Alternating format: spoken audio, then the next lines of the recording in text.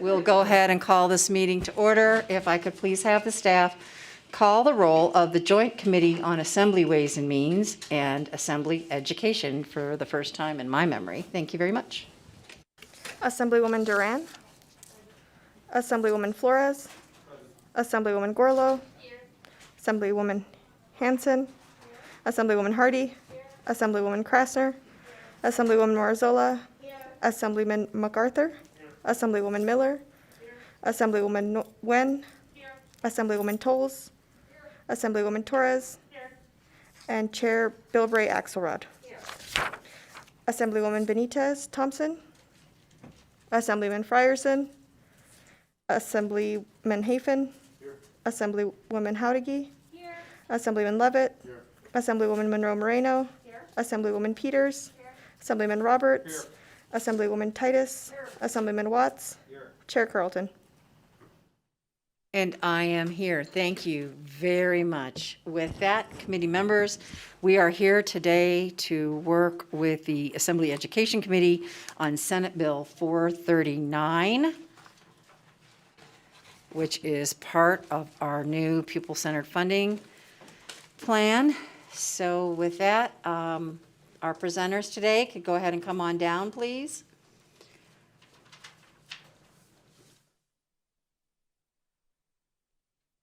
We do want to give this bill as much time as the committee needs to ask their questions and get their answers. But we also realize what time of the session it is. So we would ask you to just walk us through the bill, give us an overview, walk us through the bill, please. I did ask a lot of the members that are sitting here in front of you to watch the presentation that was in Senate Finance. So they do have some basic knowledge. So if you would just walk us through, then I'll be happy to open it up for questions. So good morning, Ms. Ebert. It's nice to see you this morning in person. Thank you, Madam Chair, Madam Chairs of both Ways and Education. It is wonderful to see everyone face-to-face this morning. I am proud to present to you Senate Bill 439. We know that it started with Senate Bill 543 during the 2019 session.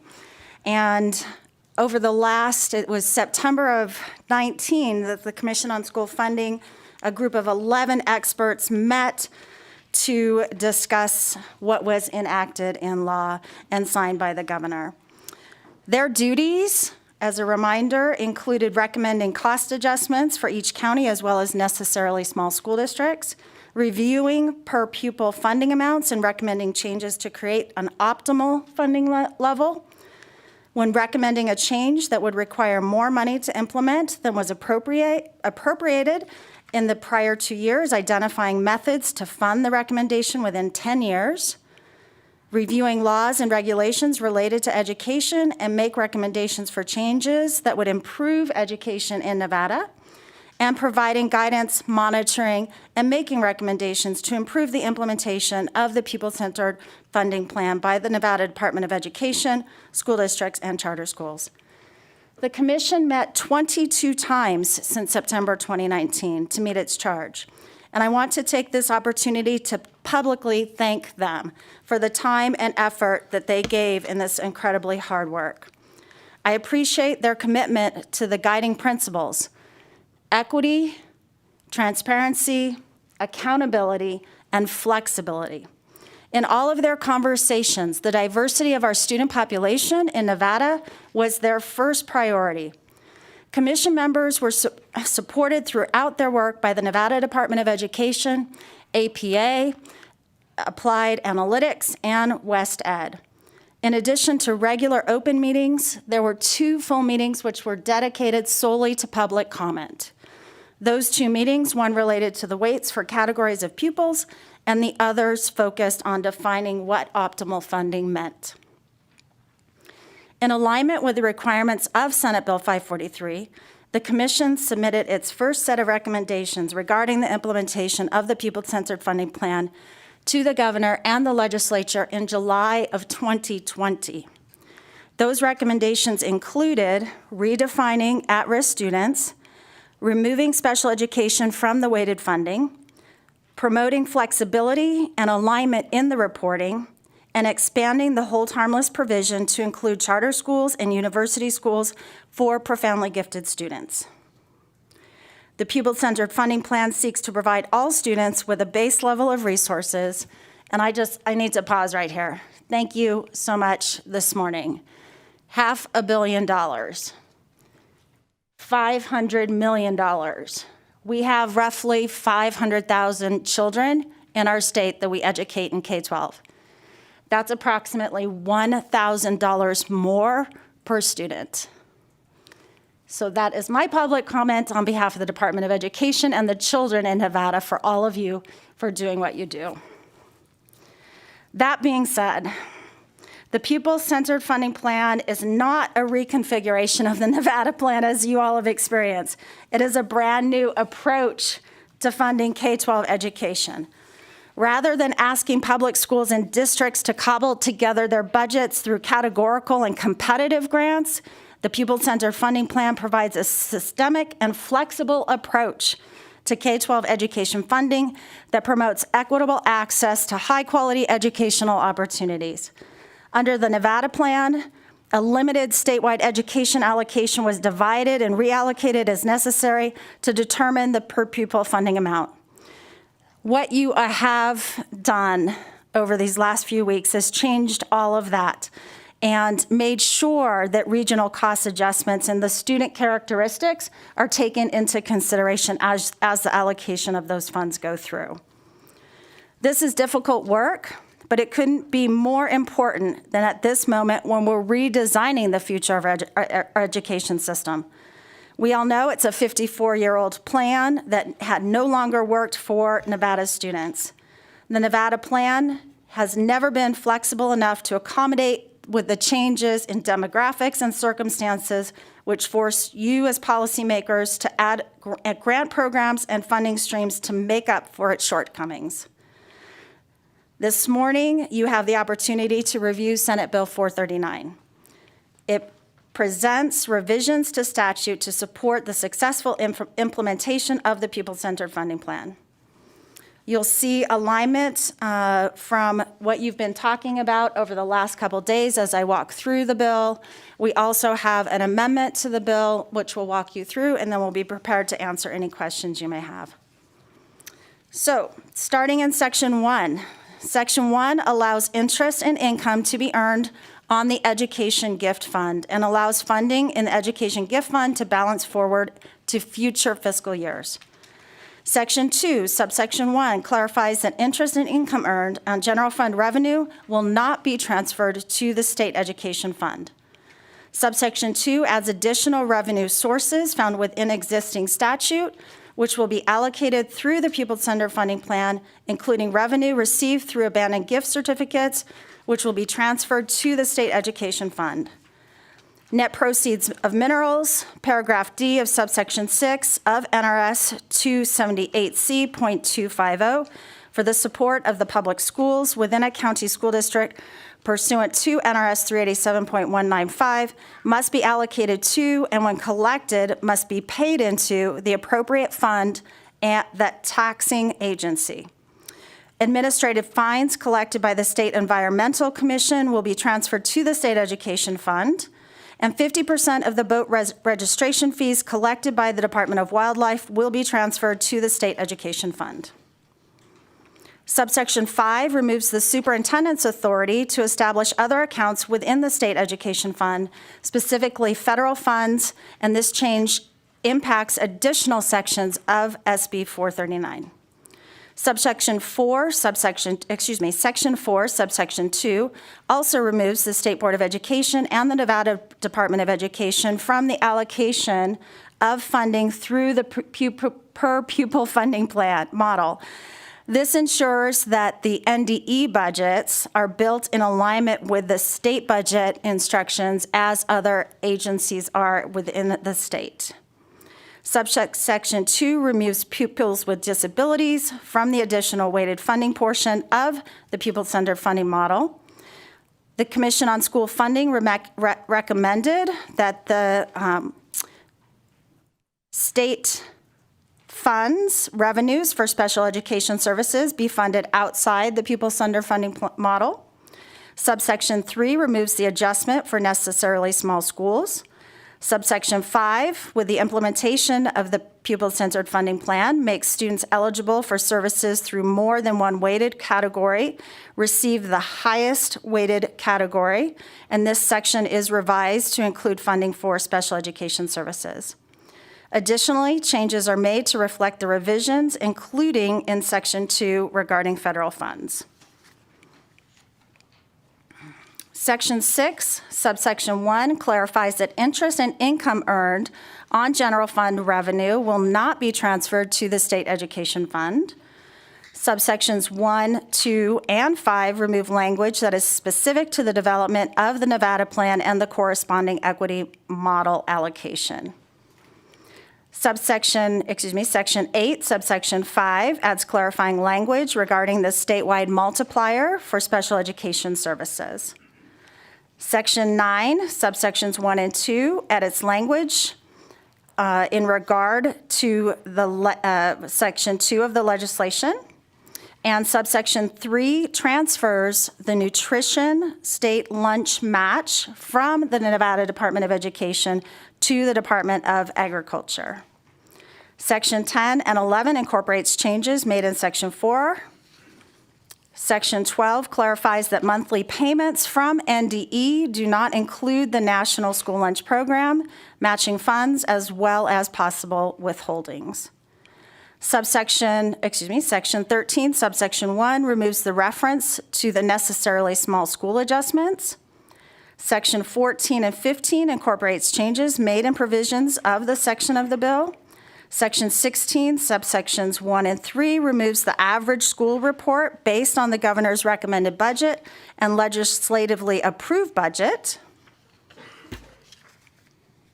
Section 17 makes the conforming changes regarding the transfer of school lunch match from NDE to the Department of Agriculture, and these changes include allowing the director of the Department of Agriculture to process monthly apportionments to our districts.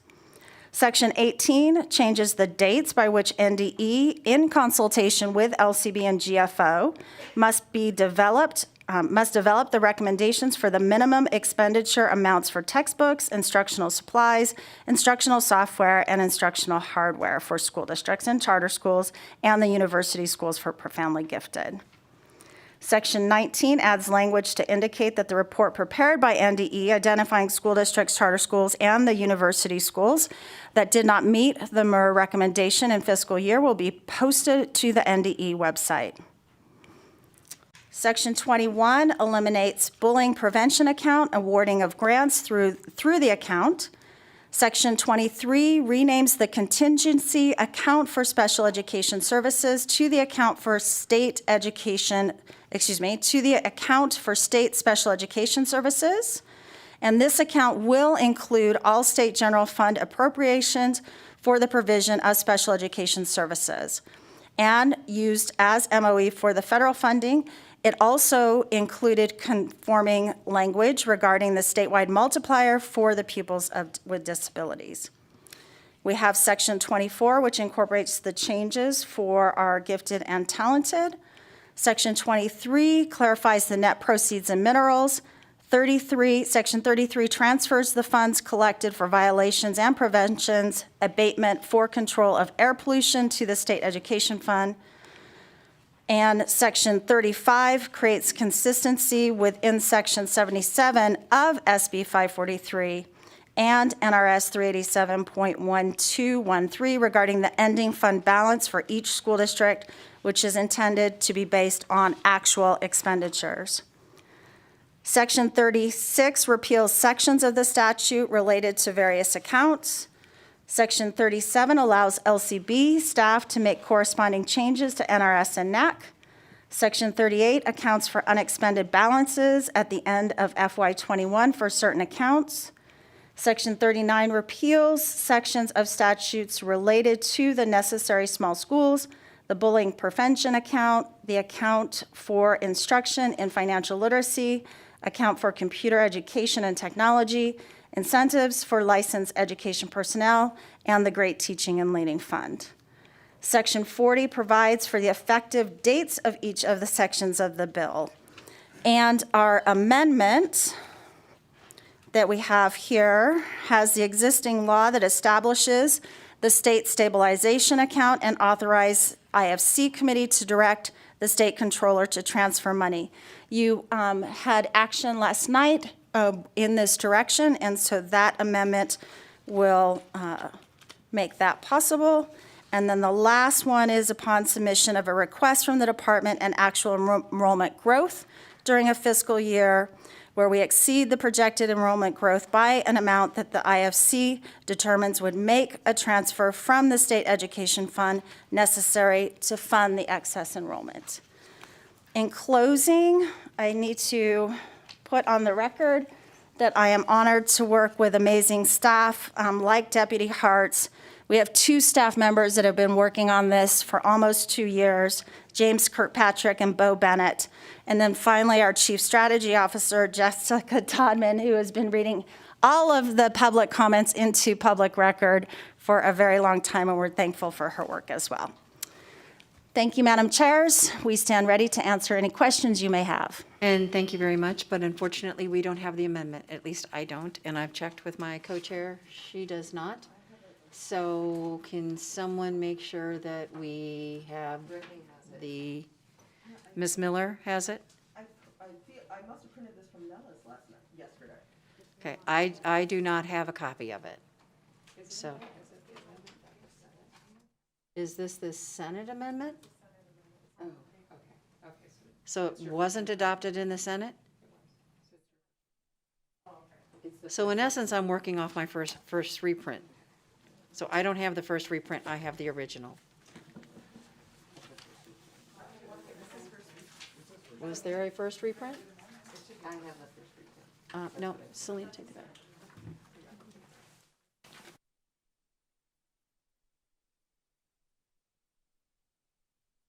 So the confusion is, I thought we were proposing another amendment, but you're talking about the amendment that was processed in the Senate. And you have to say yes, we can't hear your head. Thank you, Madam Chair. For the record, Superintendent Ebert, yes. Okay. All right. Okay, so with that, all righty, I think we have a number of people who need to ask some questions, and someone will get me the correct documents, I'm sure. So with that, Ms. Howdigy, you had a question? Thank you, Madam Chair, and I was able to watch the hearing in the Senate, so that did answer a lot of my questions, but because of the way we closed in the Money Committee yesterday, it brought up a question in Section 5 where we're changing consolidating the small district size adjustments into one, and the language in here is referencing public schools only, but based on the decisions we made yesterday, which would now apply to charter schools, will we need to clarify this language in Section 5? And with that, will the criteria for the adjustment, the small schools adjustment or small school areas, will that be in statute as well? Because I know we had it in our closing documents in the Money Committees yesterday, what those size adjustment factors would be, but is that something that needs to be included in this as well with the change? Heidi Hartz, for the record. I serve as the Deputy Superintendent for Business and Support Services at the Department of Education. So with respect to the first question, yes, clarifying language would be needed in statute to indicate that charter schools are now eligible for the district size adjustment. As initially prescribed in Senate Bill 543, they were ineligible for that adjustment. And so it seems to me that could be done either through an amendment to the proposed legislation, or your staff may choose to include that either in the K-12 funding bill or other appropriate legislation. With respect to the different criteria that are used to make the district size adjustment based on attendance area, the specific parameters I don't believe would need to be included in statute. They are reviewed by the Commission on School Funding and the Department of Education each interim, and any necessary recommendations pertaining to changing those criteria would be brought forward to the Legislative Committee on Education, who would then forward those recommendations on to the governor and the members of the legislature.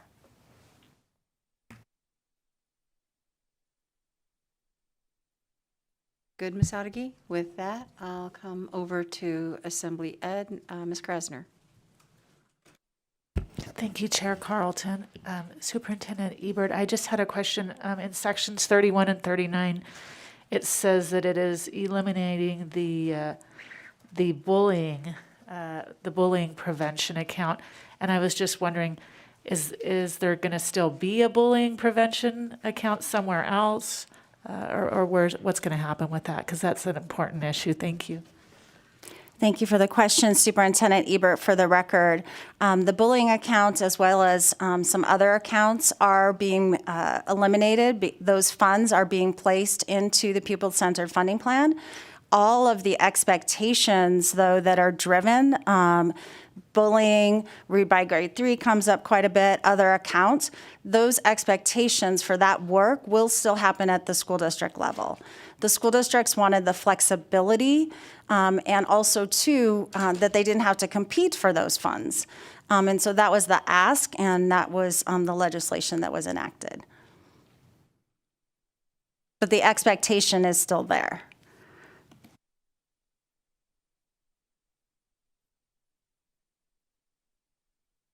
Good, Ms. Krasner? Yes, thank you, Chair. You're very welcome. Assemblywoman Tolles? Thank you, Chair. And this is a follow-up on the questions around Section 5 from my colleague, Assemblywoman Haudegui. So we would have to make an amendment in regards to charter schools in that way that we're establishing the district equity adjustment. And we had a lot of discussion last night about, I believe this ties into that discussion about lumping together and then distributing out. My understanding as we had that discussion was that would be in the same way we're doing that by district, that we would also be looking at charter schools by district and then lumping by district and then evening out or smoothing out. I just wanted, this might be the best opportunity to ask that on the record, if I understood that correctly.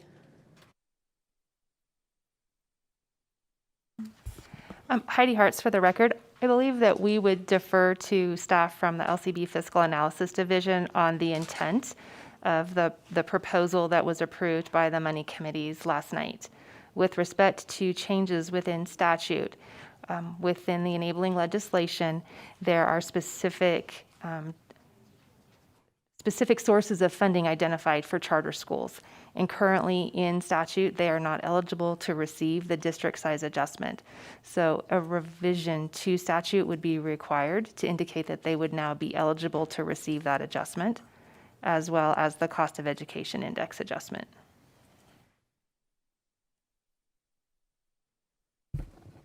Thank you, Madam Chair. I would concur with Ms. Hartz. There could be an adjustment to this bill, or the staff could provide the revision into the K-12 funding bill as well. Thank you for that clarification. That's how I understood it. I think that works best in regards to all the discussion, but I appreciate that. Thank you. I believe I have Ms. Monroe Moreno next. Thank you, Madam Chair. It's a follow-up to the question asked by Assemblywoman Krasner.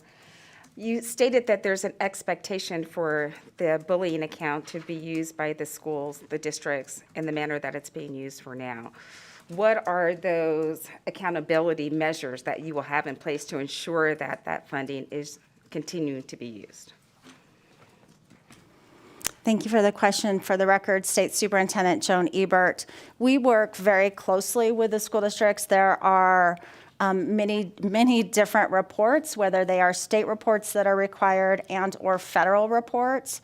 And so I guess let me back up. We start first with supporting school districts in all of this work, collaboratively. Those that are being successful, we amplify the work that they're doing to make sure that other school districts see it. Is there always work to be done? Yes. But to your question on accountability with the funds, there are many different reports. There is a report that is inclusive of bullying that we do annually as a state, and bullying prevention as well. So there are those reports that we do produce.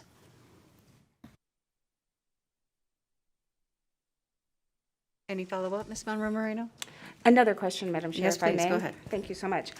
In your opening remarks, you made mention of the commission that had worked during the interim and thanked them for all the work that they've done, and we all thank them for the work that they're doing. I believe there were a number of recommendations. How many of the recommendations that they came up with, what were those recommendations, and how many were actually included in the bill draft that we have before us today?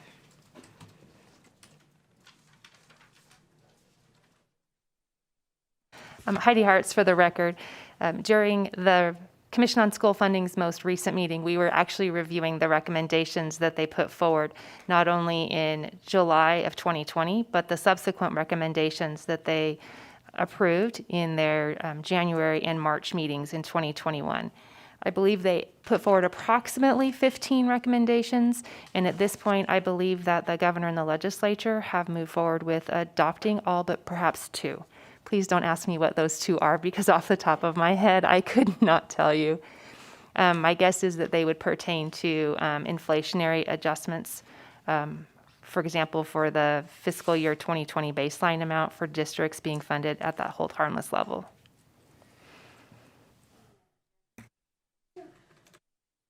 Thank you, Ms. Monroe Marino. I have Dr. Titus next.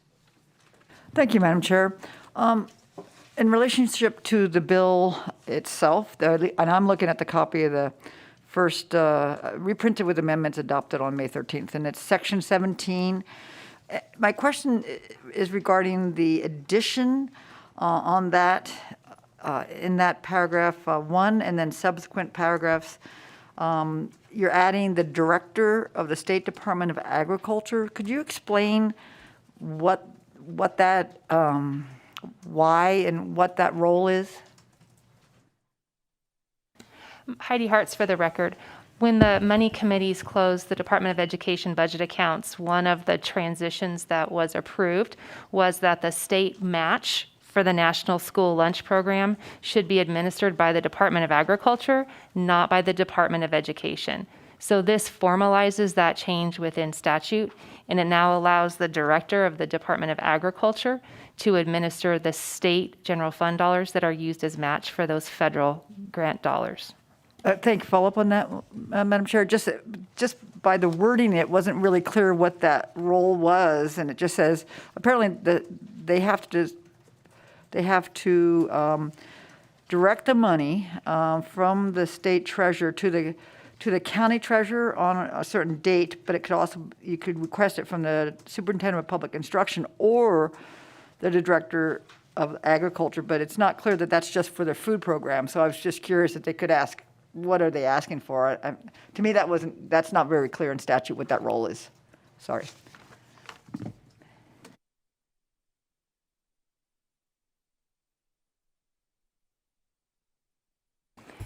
Heidi Hartz, for the record, I would offer if you would like the language to be clarified, we would be happy to work with the members of your legal staff. They assisted in the development of the BDR, so if they have better language that addresses your concerns, we're happy to work with them. It may be self-explanatory, but it certainly wasn't to me. It seems like a big hole. They could ask for all the funds as opposed to just the food program, or maybe that's later on in that statute quoted, but I don't think that it is. And maybe our legal could tell us if it was clear enough. Okay, I'm getting a little confused here. So Dr. Titus, what is your actual question? 'Cause My I'm not concern is hearing- that by adding, the way that paragraph reads is that the director of the State Department of Agriculture has equal authority to ask for the funds to be drawn down as the superintendent of public instruction does. It doesn't specifically say that they're asking only for the food program funds. See that, it just says either or could ask for the funds to be directed to their departments. And so I'm just curious about that. Okay, we'll look into it and make sure that there's a clarification. I think we all know where we're going because of the way in the other portion, the funds are tiered, the way we were handling this. So those funds are actually outside. So But I think there's a way to make sure that the intent is on the record of what is actually going to happen. thank you, and that's exactly where I'm going. I just think we need to make sure that what that role is just for the food program and put that on the record, that it's not because the way it reads, they could ask, doesn't clarify. Thank you, Madam Chair. All right, we will look into it to make sure that that's the way it is, but with the way the dollars are tiered and hate to use the word silo because we're trying not to do that anymore, but the way we've had tiers of funding, I believe that'll address the issue, but we will make sure in the long run. So with that, I believe I can go to Vice Chair Miller next. Thank you, Chair Carlton. My question is a bit of the more technical nature as well. And Superintendent, it's actually in Section 1, so one of the first amendments, under Section 1.1, which refers to the interest and income that comes to the Education Gift Fund. And so it's my understanding that this is for basically gifts and donations made to the schools. And I see in existing language, it goes through all the stipulations of what that would include.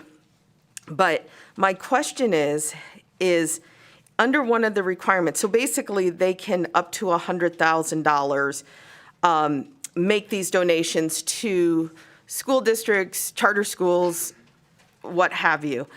My question is, when a donation like this is made, and it does say here in existing language, any instructions provided by the donor concerning the use of the gift. So one, that could include something that may be in conflict with or contradicting something, a goal or agenda of the schools, but also they could dictate, I want this to go to this particular school, this particular charter school. And so in that case, if we're having a discussion around equity, knowing that some of our alumni or some of our communities have additional resources, so if someone was to make a donation like this and direct it toward one school, doesn't that in fact actually increase the per pupil funding that's available at that institution?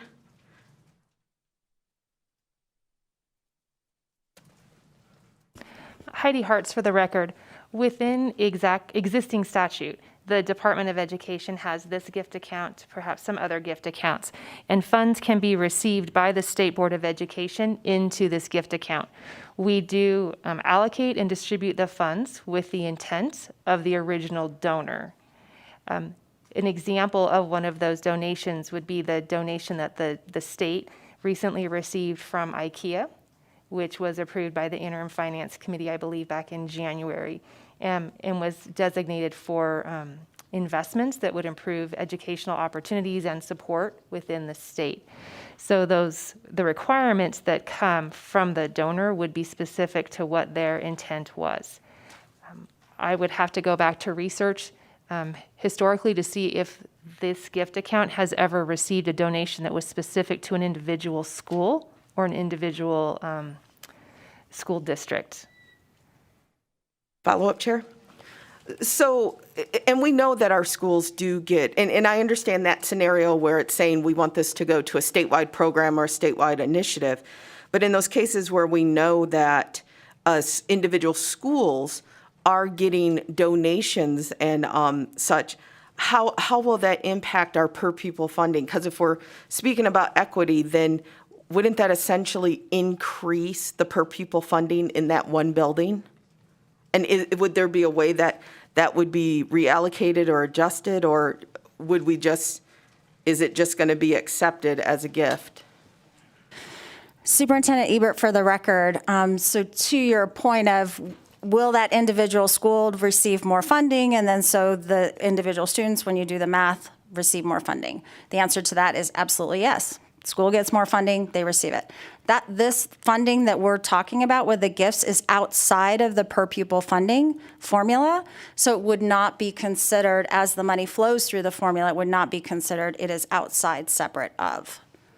Yes, and I understand that, Superintendent. I'm just looking at, as we're focused on equity overall, just seeing how that would be equitable overall. Chair, may I have one quick additional question? Okay, I'm going to shift my question to another amendment that was under Section 3.4, which is about basically change in enrollment. So acknowledging the fact that enrollment changes and shifted and isn't always exact toward the projections that were made. And so I was just wondering, because especially in the two largest districts where it's a lot more transient and a lot more enrollment shifts, either, exceedingly over or 3 months later it changes, how will that process look? Because the challenge in the schools isn't, okay, next year or next biennium, it's we just had an additional 200 students show up that we didn't expect, or this grade just has an additional 50 students we didn't expect. So what will that look like? How often, and what will the standard be? Is there like this school increased by 2% that wasn't expected, or 5%? Do you have some process around how that would look?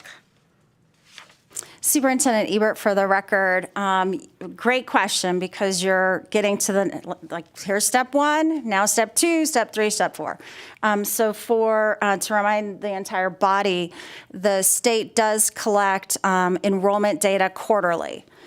We pay out monthly, but we do, which we didn't used to do. We actually just used to have one count day for the entire year. So for an institution like the Clark County School District, 10,000 kids move in. It didn't matter during the year because there was only one count day. Now there are 4. That being said, and the commission worked very closely and the team worked very closely with school districts. To your question, as people move and flow. The fact of the matter is, when you start out the school year, you need to know how many teachers you're going to hire based on the number of students that are there, the services that you're going to provide, the resources that are needed. So that allocation per school districts is set, but that does not mean that they will not move things during the year. It is very difficult to move people, but they should always, in the conversations that we've had, they should always be providing the resources. So in some schools, I'll use our English language learners as an example. Some schools we have where a full FTE can be dedicated. There are enough students to support. Others, there may only be 10 students that are English language learners. But the resource for those students needs to be provided, and that may be provided via a central distribution across the school district. But those resources always need to be provided based on those funds that are being made available. That help? Not exactly, but thank you, Superintendent. And with that, I believe I have Ms. Torres next. Thank you, Chair, and thank you, Superintendent, for presenting the piece of legislation. It's great to see you this morning. So my question has to do with Section 20 on page 34 of the piece of legislation regarding merit pay. And so as I'm reading this, in preparing the biannual budget request for the state education funds, we are eliminating the language that would allow for any type of merit salary increases, cost of living adjustments, or inflation. I just want to understand why this language is eliminated, and whether or not we believe that this is going to impact our educator advancement. Heidi Hartz, for the record. Under the Nevada plan, these adjustments were included in the development of the projected expenditures for each year of the upcoming biennium. The Nevada plan is an expenditure-based funding model. The pupil-centered funding plan is a revenue-driven funding model. So all allocations to school districts and charter schools are driven by the amount of revenues available in each fiscal year. So the language that's proposed to be removed from statute is reflective of language that pertains specifically to the Nevada plan. So there is no intent that school districts would no longer honor merit salary increases for their teachers and other employees. It simply would not be reflected in the budget building process as a line item expense.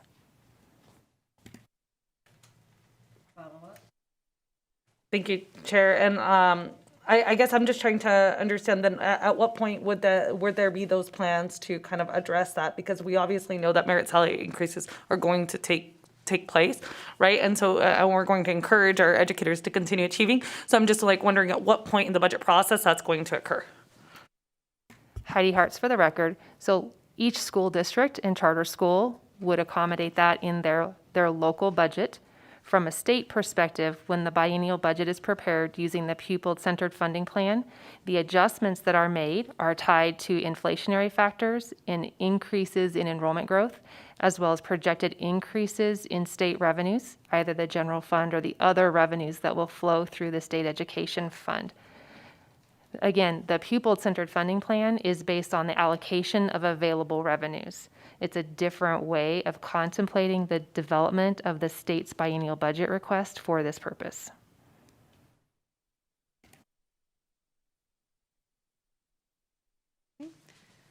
With that, I believe I have Ms. Marzola next. Thank you, Madam Chair. My question was asked and answered. Thank you very much, Ms. Marzola. But I'm put a little mark next to it. If something else comes up, be happy to come back to you. To the Chair of Education next. Thank you, Madam Chair. I have a question. Existing language in Section 4 talks about transportation and food services. And then I'm looking at the draft that came from the last meeting and looking at auxiliary funding. And I know that a lot of charter schools do not offer transportation, and that's been an issue. And I know they're starting to move towards that, but they do provide food services, I believe, most of them. And I was just wondering why we're not seeing any money specifically for that. Heidi Hartz for the record. Senate Bill 543 indicated that auxiliary services would be funded for school districts. And so that is how the model was stood up at this point in time. I would note that the money committees have indicated that they wish to issue a letter of intent to the Department of Education to work with the Commission on School Funding to look at funding methodologies specific to transportation services. And so that may very well be a part of that conversation during the next interim. And with that, I believe I have Mr. Rand next. Thank you, Madam Chair. Thank you for the presentation today and for answering most of our questions. My question is dealing with the doubling of, why are you doubling the NAC, which is 8.3% now for the education stabilization account?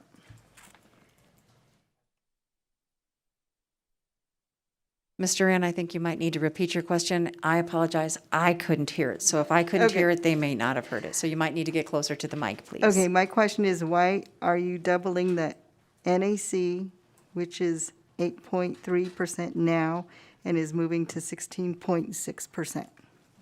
Is that better? Heidi Hartz for the record. So within the provisions of Senate Bill 543, there is the establishment of the Education Stabilization Account.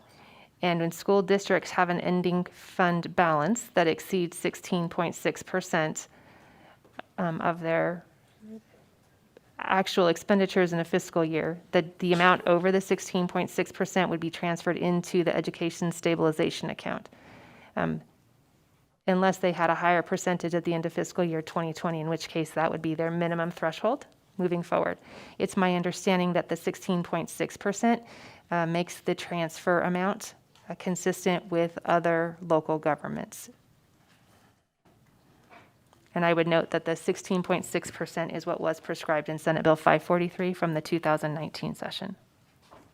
A follow-up, Mr. Rand? So would that have an effect on the wage increases for the educators or teachers?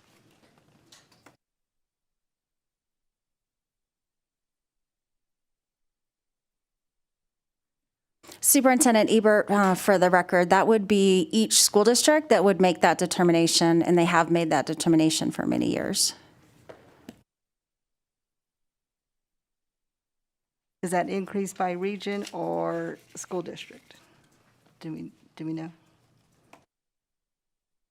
Superintendent Ebert, for the record, through the negotiation process with each school district, they make those determinations. And as I've seen just in being back the short time that I've been back, it varies across our state.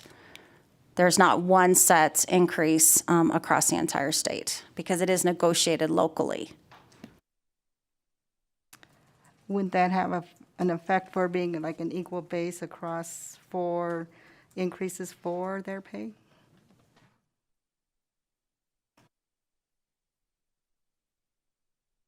Ms. Duran, I think that might be a better question for the districts, as if the districts come up, and I'm giving them a heads up, that question's coming your way, so just be prepared.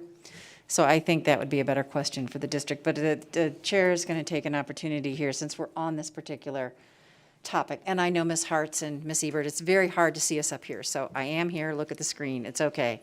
It's very hard to see through this plexiglass, it's hard to see where the voice is coming from. So, and I have heard this concern numerous times. We could probably recite it verbatim. I think I hear it in my sleep. And I think we really need to have a conversation along Ms. Duran's line of questioning of the 16.6%, we understand, is at other local government levels. So I think that's probably where you peg that number. But it's my understanding that in a lot of other cases, it's the budgeted 16.6, not the actual.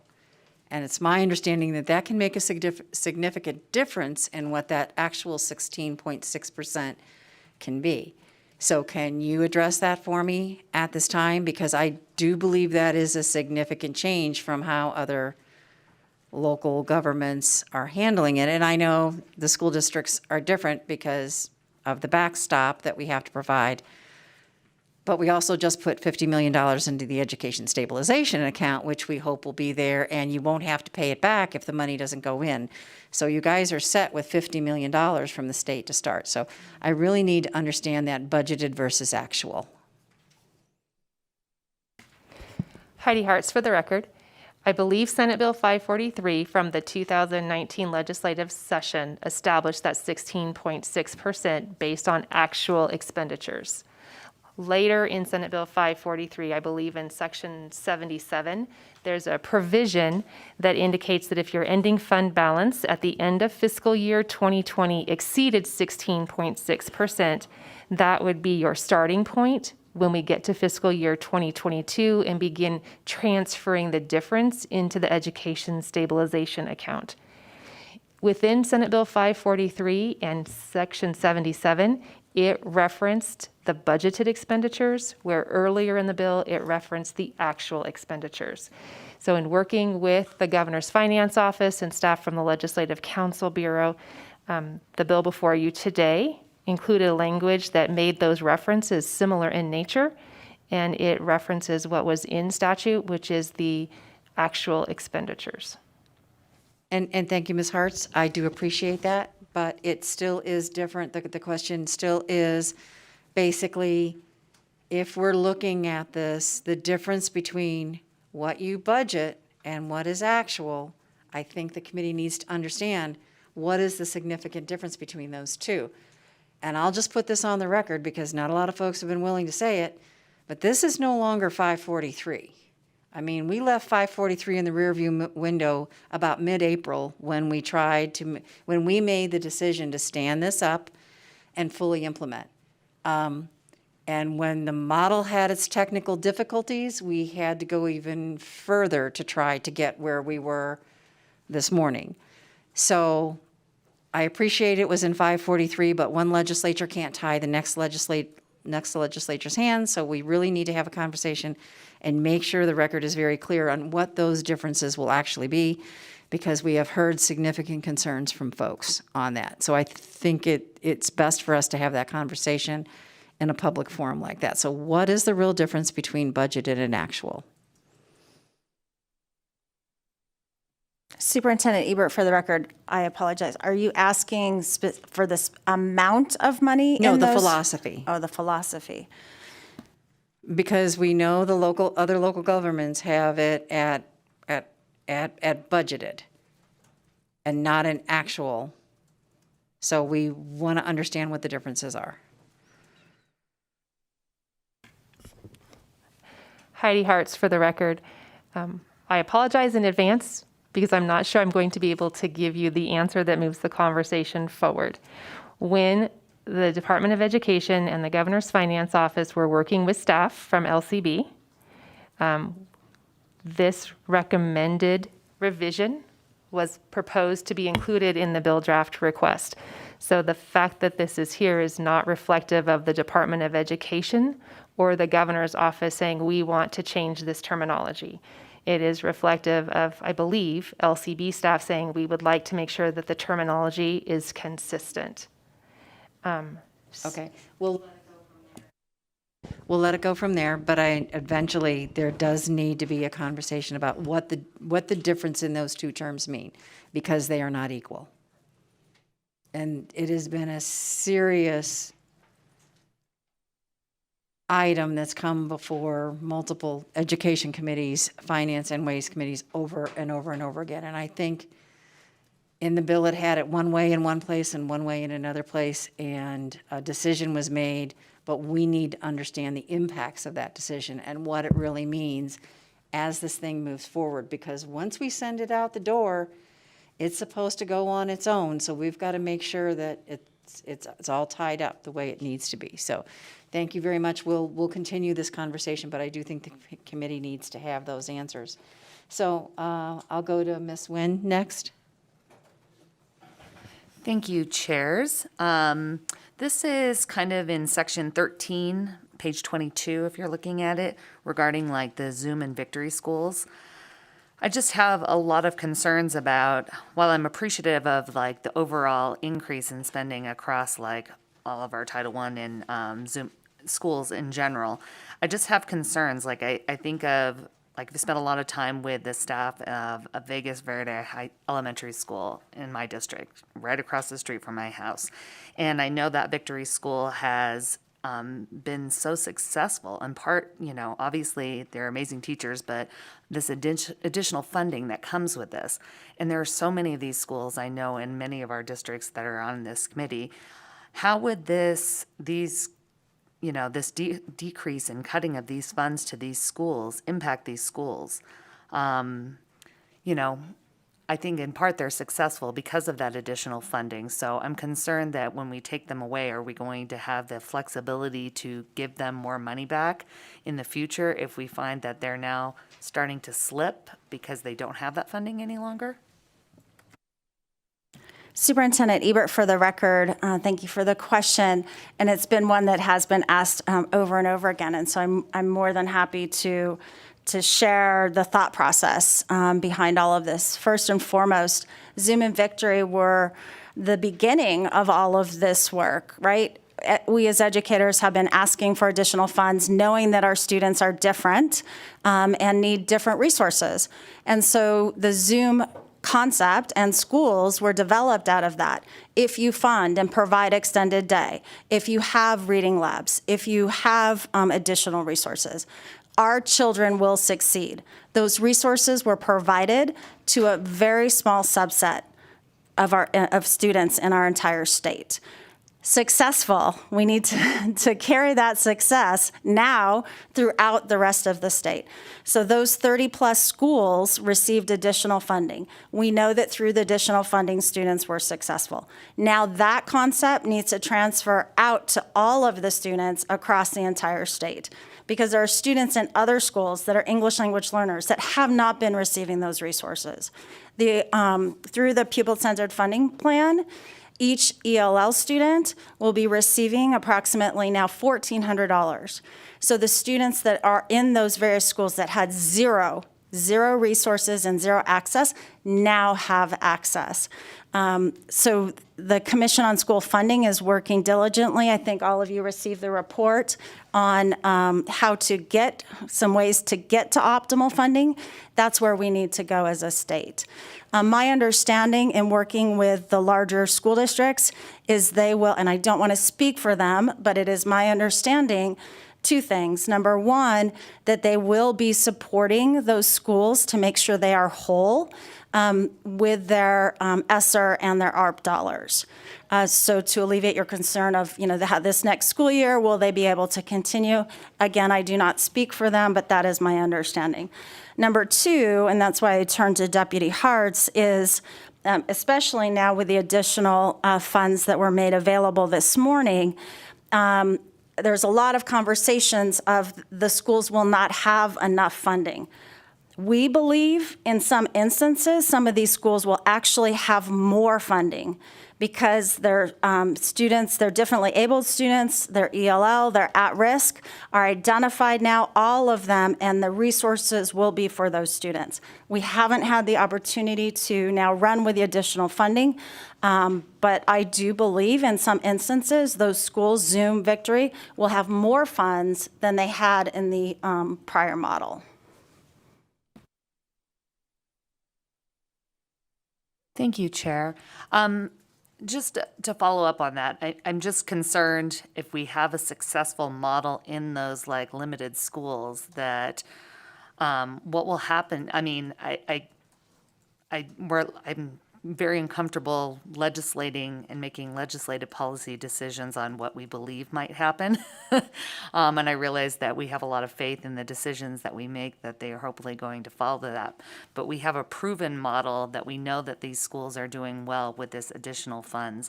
And if there are any of the school districts that can address, how they plan on making them whole, as you said, I know you can't speak for them. I would appreciate that as well. Thank you. Thank you. And with that, Ms. Marzola, did another question arise? You took a pass earlier. I'm happy to come back to you. Thank you, Madam Chair. And it did. My question is on section 13, page 21. Number 24 through 26, where it says each pupil in the school district receives a reasonably equal educational opportunity. What do you mean exactly by reasonably equal?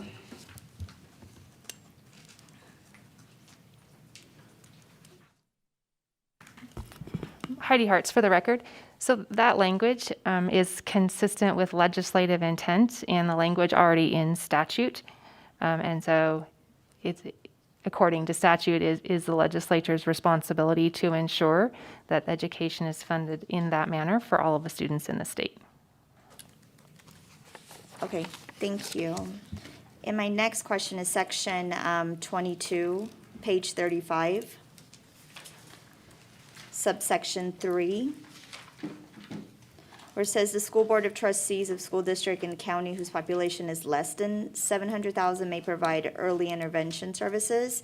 And I'm wondering, why is Clark excluded, or is Clark in another section? Maybe I just missed it.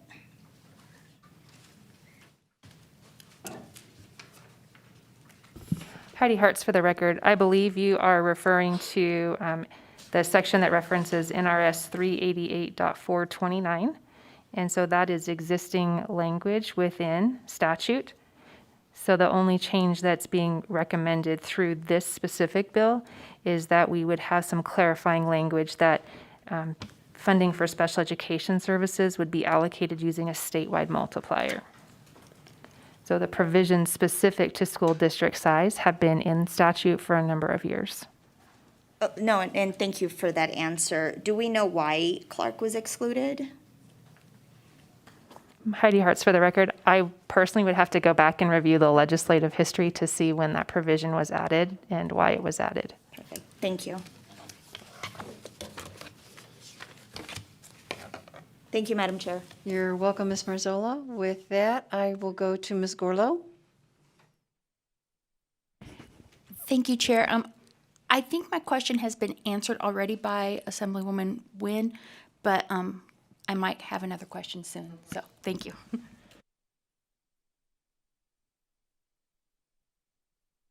Mr. Flores. Thank you, Madam Chair. And I think I have some questions, but I think they'll go directly to the actual districts in line of those questions regarding equity discussion.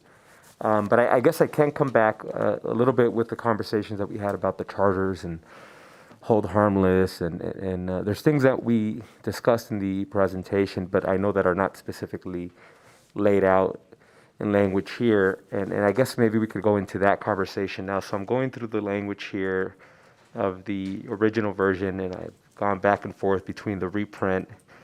But I know that there's conversations about charters' access to size adjustment, inclusion, and hold harmless, et cetera. But none of that language is actually codified in the NRS. Is that correct? And so does that mean that we're going to have this conversation consistently every single time we come back to the legislature? I'm just trying to understand. We had the conversation, and I'm looking at the language, and we're having this overarching conversation. I just wanted to understand where we're going, or if that is the intent, that we continue to have these conversations throughout the X amount of years that we're going to be back in this room every 2 years. Superintendent Ebert, for the record, to answer your question in regard to the charter component, we do realize there are components that have been discussed over the last few days that needed to be added in here to make sure that it is captured. The other components in regard to specific calculation, I will turn to Ms. Hartz on. Heidi Hartz for the record. I would note that in the budget closing documents that were provided by LCB staff over the last several days, there have been many references to the fact that if legislative changes are needed, that it would be possible to either add those to the K-12 funding bill or to another piece of legislation. So yes, based on the changes specific to charter school funding, it would seem reasonable that at some point the legislation does need to be reflective of those changes. Madam Chair, if I may follow up. And thank you. And I had an opportunity to speak with some charter schools, and I know that this was a conversation we had, and I wanted to just get clarification on that. So just for the sake of clarity presently, and then I heard you say that that's something that we need to do in the future, but again, I'm confused. Is that something that when we say future, are we talking about in the next 5 days? Or are we talking about as this conversation moves down the road in 2 years? Or I'm just trying to understand what we're saying here, and if the record can be abundantly clear.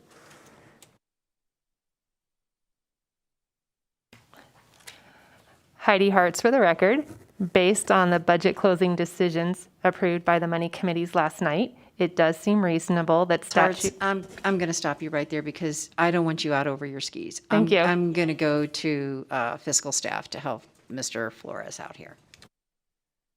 Thank you, Madam Chair. For the record, Sarah Kaufman, Legislative Council Bureau. Yes, so the decisions that were made by the Money Committees over the last couple of days will be encapsulated in the K-12 funding bill, which will be presented to the Money Committees probably next week sometime. Understood. Thank you, Legal. And thank you, Madam Chair. And thank you. You're welcome. So with that, I believe, looking for other questions at this time. Ms. Gorlow, it did come to you. We've got you. Go for it. Thank you, Chair. And thank you for being here. I'm still trying to kind of wrap my head around the Victory and Zoom schools. And I know that we've got the hold harmless on districts, but not necessarily each individual school. So could you explain a little bit more about the safeguards that are in place and how we can make sure that those schools are not receiving less funding? I believe there was a report out that said that some of these schools might receive 30 to 50% less funding. So I'm really curious and concerned about the safeguards that are put in place to make sure that they can continue the programs that have been so successful. Superintendent Ebert, for the record, so there are a couple of moving parts going on right now. So number one, to your point, with the identification of the supports that are needed for our diverse population. And as this shift goes, all the students will receive the base. And then if there are additional resources that are identified to make sure that the student is successful, those run through the model. So individual schools, again, we haven't had the opportunity to run some of those but they will receive their funding via the school district. What's interesting that's happening right now, and I know that all of our conversation, and especially with this being an equity model, the federal funds that are being allocated at this point in time, by us accepting those funds, school districts, if they determine that they would like to accept those funds as well, there's an equity provision in that bill that states that no school district, no low-performing school district shall receive less funds than they have in the prior years. So we've got two moving parts. I think through both of those right now, we should be covered. Again, it would only, I think, be with school districts that make a determination if they did not want to accept the funds, that there may be a drop. But again, I think that question is better suited for the school districts themselves. Thank you, and that does bring up another point of, and maybe it is a school district question as well, of when those federal funds run out, what's our next move at that point? Superintendent Ebert, for the record, the beauty of 543 that was built in, we know that as a state, we could not flip a switch overnight and go from where we are in the 40s in funding per pupil to even getting to the average. So the Commission on School Funding has met over this time to develop that path forward that isn't just a flip the switch, that we build out the capacity within our state to support our children. The school district superintendents, as well as the team within the Department of Education, is very cognizant of what can happen if you are not mindful with one-shot funds. It just ends up being a roller coaster that is not actually beneficial to our students. Even though there's great intent at times with one-shot funds, you see capacity built within staff and supports, and then it goes away. So we've been working with the school districts, superintendents, when they're planning the use of the funds, that they're building capacity within the system, that they're making sure that the allocations are invested in the students and the staff and systems, that there's a systems approach to all of this. And as those funds, the federal funds, start to go off, that we see an increase in state funds.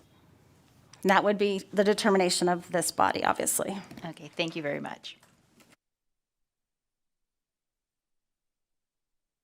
And with that, a number of people have had questions.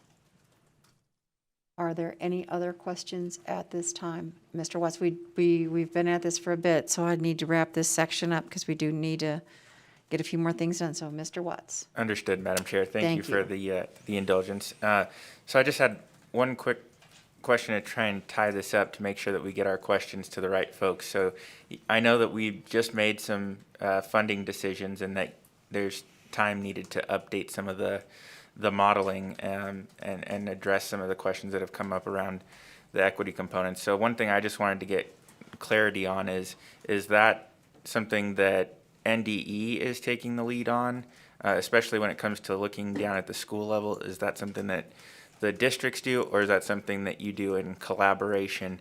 And is there any timeline that you can provide for the updates that based on the funding adjustments that NDE will be making? Heidi Hartz, for the record, we would defer to the staff from the Fiscal Analysis Division to address your question. I'm sorry, can you repeat the question? Yes. Well, I had heard the department responding in response to some of the questions about equity, that in figuring out the impacts on certain schools, that was something that was going to be figured out based on some of the updated funding decisions that we've made. So I was just asking if running those models and trying to figure out the impact on individual schools, including, for example, Zoom and Victory schools, if that would be done by the department, if it would be done by the school districts or in collaboration, and what the timeline would be so that we can understand what some of the impacts of these changes might look like on a school level. Thank you, Madam Chair, for the question. It is my understanding that the K-12 funding bill is based off of a district, so fiscal staff would not be providing that information at the school level. And I think you're all beginning to feel some of the, I won't use the word frustration, but the unknown behind the curtain as the state sends the money to the districts. Once it gets to the districts, it's at the district level. So our function is to provide the dollars. The district's function is to make it work. And sometimes those things happen with the curtain open, and sometimes they happen with the curtain closed. So that's been an ongoing conversation for a long time. So that can be a difficult way to deal with it, but using that K-12 funding bill as your guide will point you in the direction of where you think the monies are supposed to be going, and then sometimes you just have to backtrack for accountability's sake.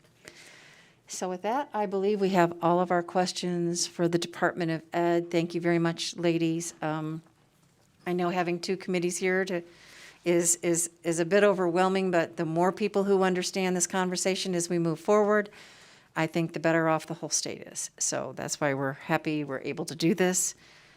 Typically, we would go to support, opposition, and neutral. And I believe I will give guidance to the districts depending upon where they are. When they are here, if you do have a specific question for the district, we'll go ahead and have questions within that period also to make sure that everyone gets their answers. So with that, we will open it up for support at this time. If anyone wishing to testify in support of Senate Bill 439 would go ahead and come forward.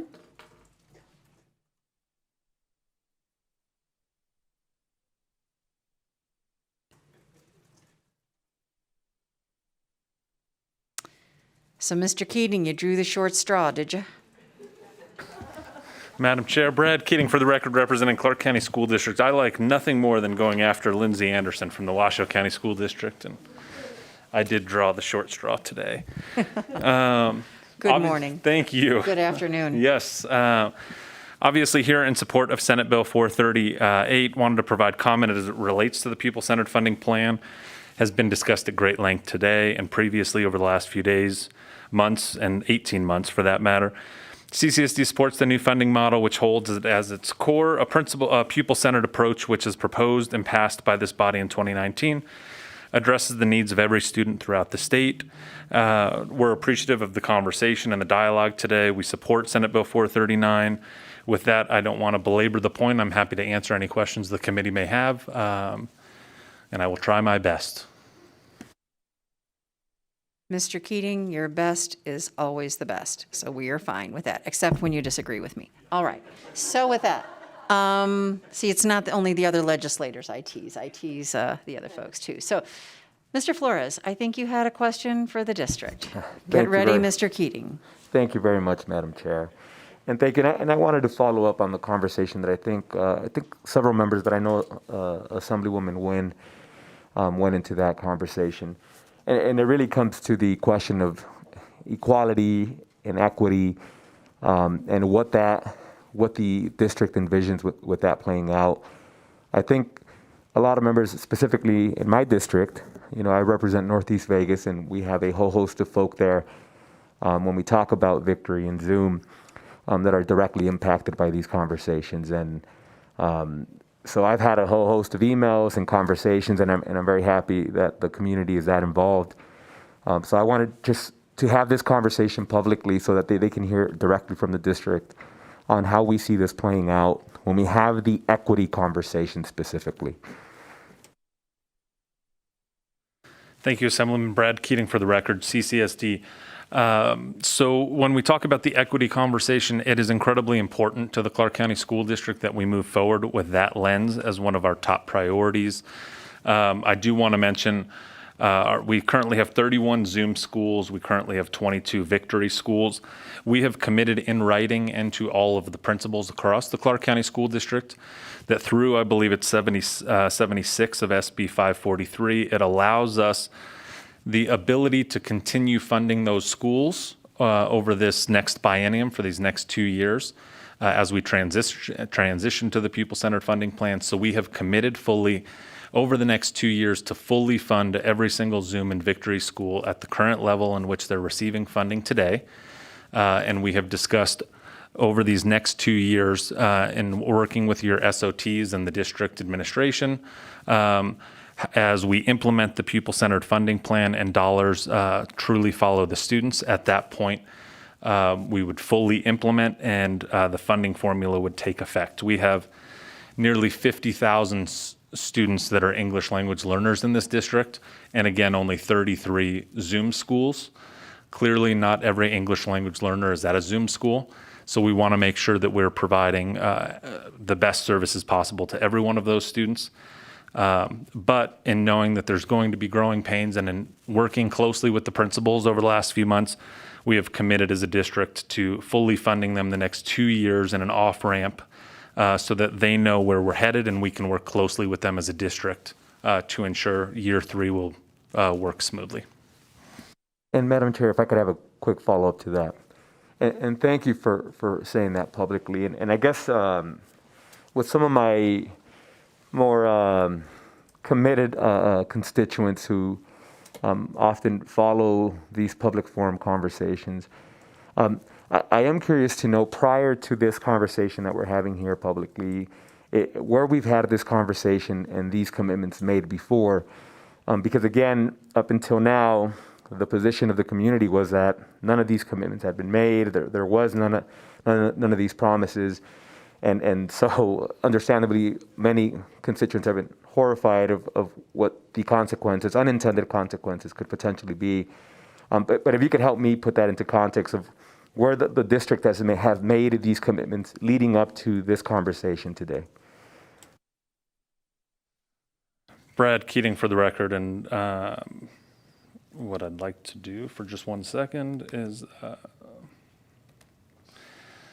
I am pulling up the email that I believe we had sent and worked with Senator Dennis on. I will pull it up and provide it to this group so that you have it, and we will post it as an exhibit as well, where it commits to our principals and our community that we will hold these programs harmless over the next 2 years and work with them afterwards. So we've been working on this for a number of months. Just like you have heard, we have heard the same thing. Our principals and our school community are concerned that we don't pull anything out immediately from them, that we work with them so that they're not hurt or harmed in any way, shape, or form. So we will provide to this group a letter from the Clark County School District that states specifically that we will hold those all of the Zoom and Victory schools harmless for the next 2 years. And Madam Chair, last question, or not question, sorry. Done. Sorry. Thank you. There, got it, because I'm taking over. So, Mr. Keating, I guess I just have some concerns because the whole process that we have gone through and stayed awake all night over was basically to make sure that we increase the base, that the weights worked, and now I'm hearing for the first time that the district is going to come up with their own version of a hold harmless to take care of Zoom and Victory. That has not been proposed, I believe, to any member of the Ways and Means Committee or to any other member in this body. I believe it was one conversation with one senator. And if you're going to do that, where are you going to get the money from, and what will these dollars not go to, because you are going to artificially hold up Zoom and Victory? Brad Keating for the record. I am happy to again provide this. This was a request from the Vice Chair of Senate Finance, so that we submitted that on March 24th. And if you could answer this question, Yes. Mr. Keating, I'm going to turn into We're this is going to become a cross-examination. Yep. Just be ready. Straight talk. Was this ever presented to a committee, and was it ever discussed? No, it was presented to the Vice Chair, and he provided it to his leadership. Next question is how you're going to pay for it, because the way this plan is now set up, it is very prescriptive on what you are doing. And if you are going to move money from one category to another, this is what I talked about when we talk about things behind the curtain. This is a behind the curtain maneuver. Where are those dollars going to come from? Because a lot of work has been put into making sure this plan works. And before we get it up on its legs in the first year, you guys are screwing with it. I'm being blunt. Brad Keating for the record. I appreciate the question. I do not want to give this committee a wrong answer. I can provide an answer in 20 minutes or less. Let me Give you 10. Perfect. I can call my CFO and I just don't want to give you or any of this committee the wrong information. So I'm happy to get that right after I'm done and come back. Because we do not want a commitment made that cannot be followed through on or causes harm to other students in the Clark County School District. No side deals were to be cut. This is the pupil-centered funding formula. And we understand we fund the district and then the district does it, but we are being very prescriptive on how this funding formula should be working. And I had heard rumors of this, but nothing ever came before us. So I want to make sure that we're all on the same page and understand what's about to happen to this formula that we just dumped $500 million into this morning. So I give you 10 minutes and then you'll be back. Can I give you, I can give you the answer in less than 10 minutes. Okay. We are going to use federal funds to take care of the next 2 years for those schools. I through need to Learning see Loss. the documents and the Okay. numbers and where the federal funds are coming from to make sure they're not being shifted from federal funding that goes to another source. So I Correct. need some Will do. documents in order to make everyone comfortable, including myself. Will do. Thank you very much. You're always good you can handle the questions. You're a big boy. Okay. So any other questions from any other committee members at this time? I'm going to go to Speaker Frierson. Thank you, Madam Chair. I am incredibly frustrated and disappointed to find on the last 2 weeks of session on a subject that we have been busting our chops sleeping 4 hours a night over, that we all of a sudden get a curveball.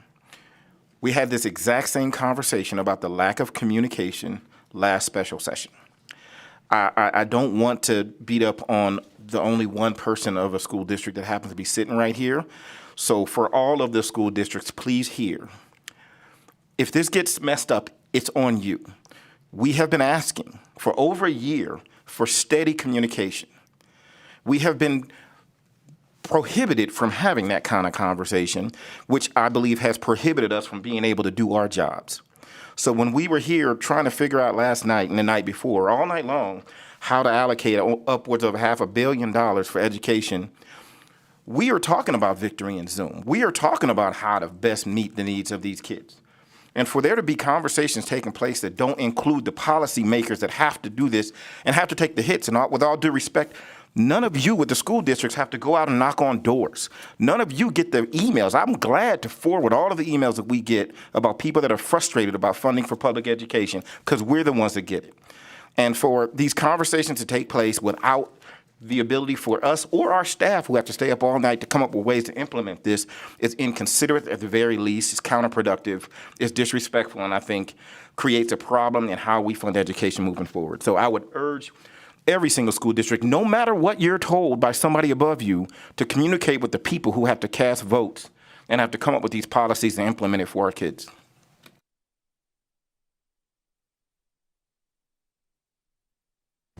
Mr. Keating, I don't want you to think that this is all happening to you.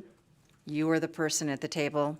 You are the messenger. We are going to flow the frustrations and unfortunately it happens to be you at the table. Like I said, you came to the table, you drew the short straw, but we understand that you can get us some answers. We want those documents. We need to know what's going on. And I think the speaker made it very clear, I would say how the majority of this committee feels at this moment. So it's a really good thing I have a mask on right now. With that, did you have anything else you'd like to add, Mr. Keating? Brad Keating for the record. The only other thing I would like to add, because it was a question that was brought up, was the ending fund balance conversation. And I wanted to address that. So from the Clark County School District's perspective, at least, I wanted to let the committee know, regardless of if the word is budgeted or actual, we're fine with either moving forward in the conversation as you make decisions. The only thing we would ask is that what we've worked on, and the commission discussed this at length, was that we call out that the ending fund balance be the unrestricted dollars, not I'd hope not to bring this up since the special session ever again, but the carry forward dollars that are at schools that have been a conversation in the past, those are restricted funds at the school level. So we hope that those are not considered as part of the ending fund balance, as the district doesn't have access to those dollars. And we don't plan to access them in any way, shape, or form. A good caveat. Thank you very much. Okay. So with that, that's the Clark County School District. Does the Washoe County School District want to come forward?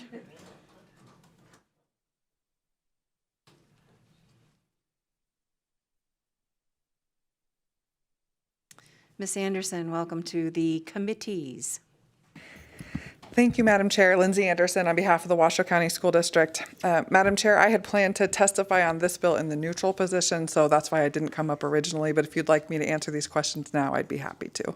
I think it would be best to keep the conversation. We understand that you are a neutral, so I will make sure that the record reflects that the Washoe County School District is a neutral. You've heard some of the questions. Could you answer them for us, and that way we would have a full record? Yes, of course. Again, Lindsay Anderson for the Washoe County School District. I do not believe that the Washoe County School District intends to hold Victory or Zoom schools harmless, but this new funding model that was considered this morning will be taken into account impact at the school level when we are allocating federal funds. So there's a lot of pieces to this puzzle that are moving quickly, and I do think that the change in funding as a result of the pupil-centered funding plan will be taken into consideration by our team as we decide how to use those federal dollars going forward. But there has not been an external or public commitment in any way about that at this point, as far as I know. And thank you, Ms. Anderson. And we realize that the district has to make decisions at that moment in time when they're faced with a problem. And if they have federal dollars, that's how the process works. I think you heard the frustration was more about a previous conversation. Any other questions of Ms. Anderson at this time? Oh, the budgeted versus actual. Do you see any complications there? What are your thoughts? Thank you, Madam Chair. Again, Lindsay Anderson for the Washoe County School District. I think we don't feel strongly about budgeted versus actual. There is a difference, as you've indicated, but our team does not believe it's material at this point. We would support the recommendation from the Clark County School District about using the word unrestricted ending fund balance to clarify, but the actual versus budget at this point is not a priority for us. Thank you, Madam Thank you, Chair. Ms. Anderson. We appreciate that. Committee members, any questions of Ms. Anderson at this time? Not seeing any. Thank you very much, Ms. Anderson. We will definitely put you in neutral. Thank you, and thank You're you for very letting welcome, Dr. and Keating thank you go for- first today. It's okay.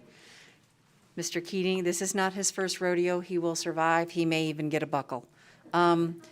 With that, we'll go ahead and open it up for those in support of SB 439.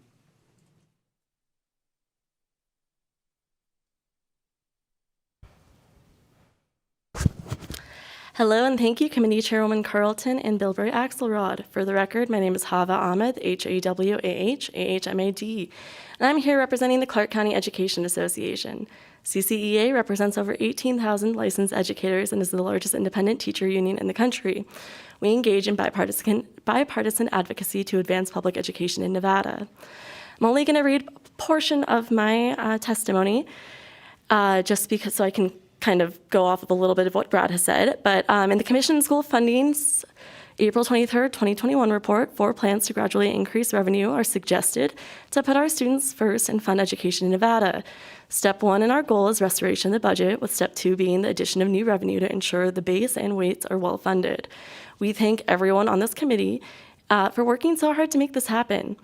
CCEA thanks you all for your hard work, and we ask that you join us to support our educators and students, and we stand ready to work with the legislature, governor, gaming, and mining to find a solution. Again, thank you for your hard work this legislative session, and we cannot wait to continue this discussion on how to ensure that the K-12 education delivery system works and puts students first. The one thing I did want to comment on is that currently, I know that this document has floated around to some of the members on this committee. We did calculate out how many students in Clark County School District could potentially be receiving language services, and that right now, 81.81% of those students are not. So we are super supportive of this bill because of the fact that it is more equitable in our approach to EL students. In addition to that, I believe in an exhibit, it should be on there, there is a petition that over 5,000 of our educators have signed supporting the full implementation of 543 in this form of SB 439. We thank you all for going to full implementation versus a phased approach, because a phased approach would have hurt us.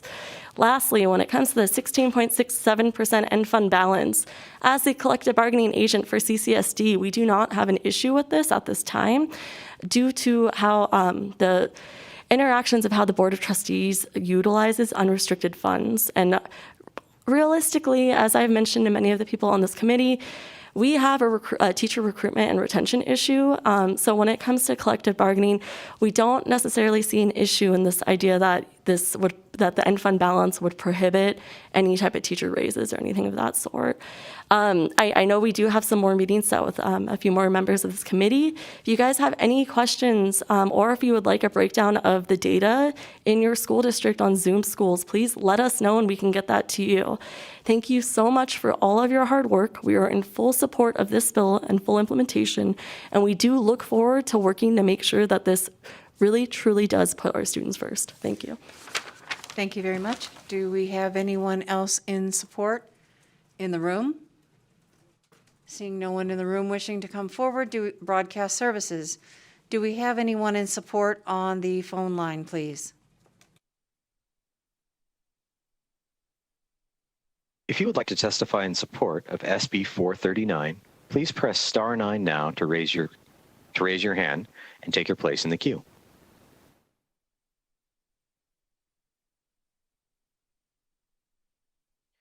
Chair, there is no one on the line to testify in support of SB 439. Thank you very much, broadcast services. If we could have those in opposition of Senate Bill 439 that are in the room, please come forward.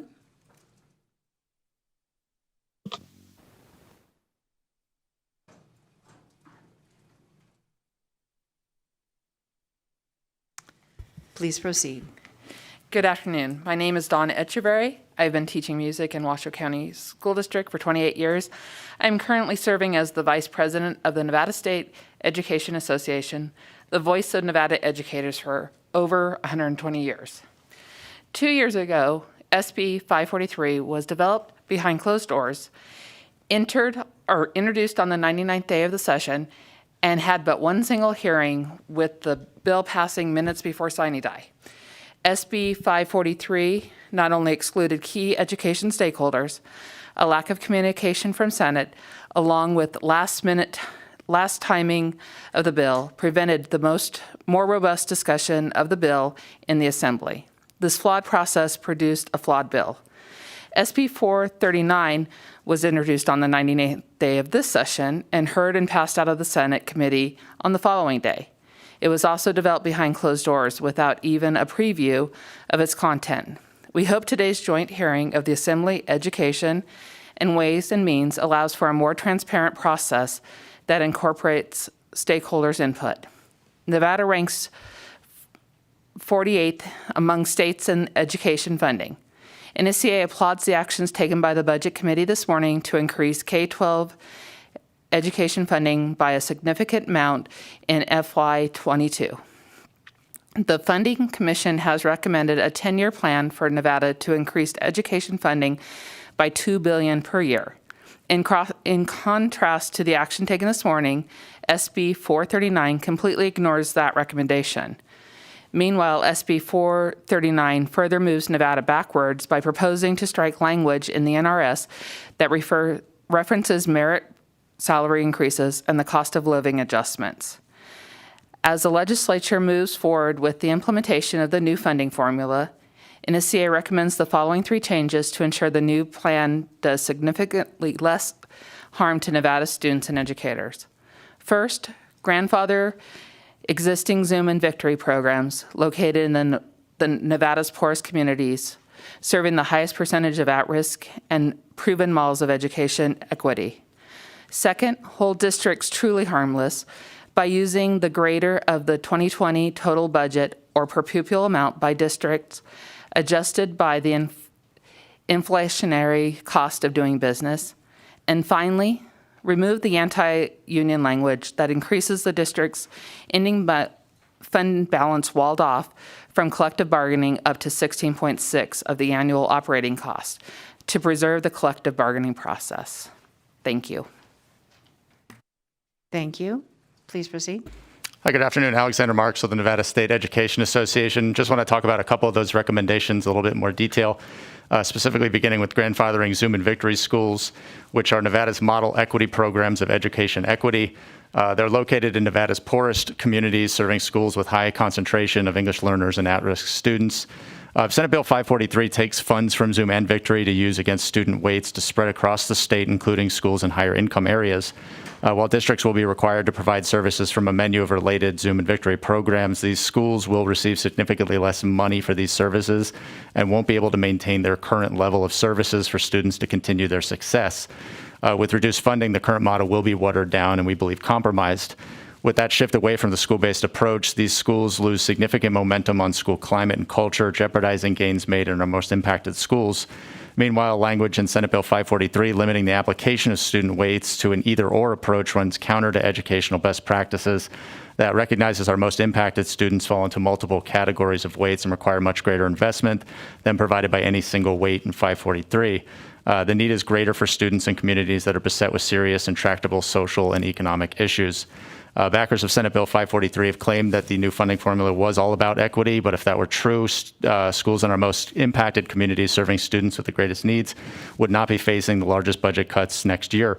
This is the definition of education inequity, and the Assembly, we believe, should right this wrong. We certainly appreciate and share Chair Carlton and Speaker Frierson's concerns about the, breaking news that was made a few minutes ago.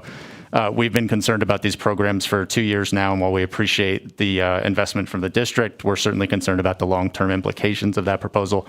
At the same time, we believe grandfathering these programs in might solve that problem that we're facing. Real quick, talking about the holding districts truly harmless, which was the second option.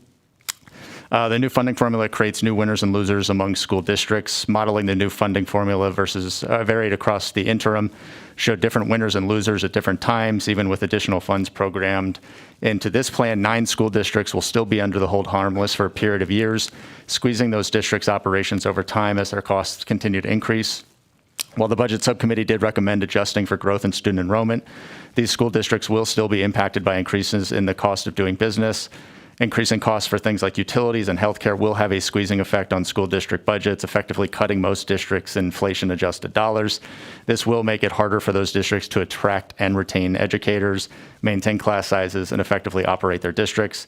NSCA recommends adjusting the hold harmless provision by using the greater of the 2020 total budget or per pupil amount by district, adjusted by the inflationary costs of doing business. Thank you.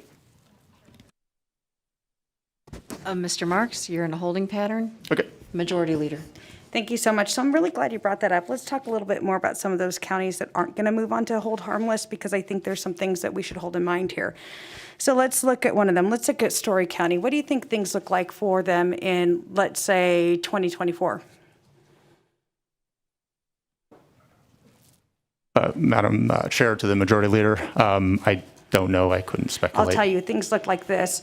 All of those go-ahead abatements that we did for the big industries out there and their property taxes go through the roof and they become the wealthiest county in the state. That's what happens. So I think they're going to be fine. Let's talk about Esmeralda. How much right now does Esmeralda School District have in their reserves that they can use? Madam Chair, to the Majority Leader. Oh, you're going straight to her. Got it. I don't know. I think you could get that number to get back to us, but it's a big chunk of money, right? And then let's talk about the numbers. We could talk about the additional resources that are coming in these rural districts, but they've got one thing in common, which is proceeds coming in, money from proceeds coming in. So there are some pieces that are in the books here. So I would hate for you to think that we didn't give consideration to all of those and look at the big picture down the line about additional revenues because we did. I think it would be unfair to paint this as just because they are on a hold harmless that they are somehow left in a completely unfortunate spot, because I also think that isn't fair. So if we want to talk more specifically about those rural districts and on the other resources they have, absolutely happy to do that. But I don't want to leave anybody on this committee with the impression that there wasn't a lot of thought put into that and a lot of future looking into that, and that we're not leaving anyone in a bad spot with this after, $500 million going in across the board. Thank you. And Mr. Marks, I think you're going to want to remember that over 93% of the children in this state are being taken care of with the People-Centered Funding Plan. That was made very clear today. So let's make sure we are talking about the real impacts of what's going on. Thank you very much, Mr. Marks. Appreciate that. Mr. Daly. Thank you, Madam Chair. Chris Daly, Nevada State Education Association, the voice of Nevada educators for over 120 years. So I'm going to talk a little bit about the anti-union provision included in SB 543. It was language that increased districts' ending fund balance walled off from collective bargaining up to 16.6%. Now, historically, for school districts, the Nevada Administrative Code provides for up to 8.3%. We believe the 8.3% figure is appropriate as school district budgets have a high level of predictability given their state funding.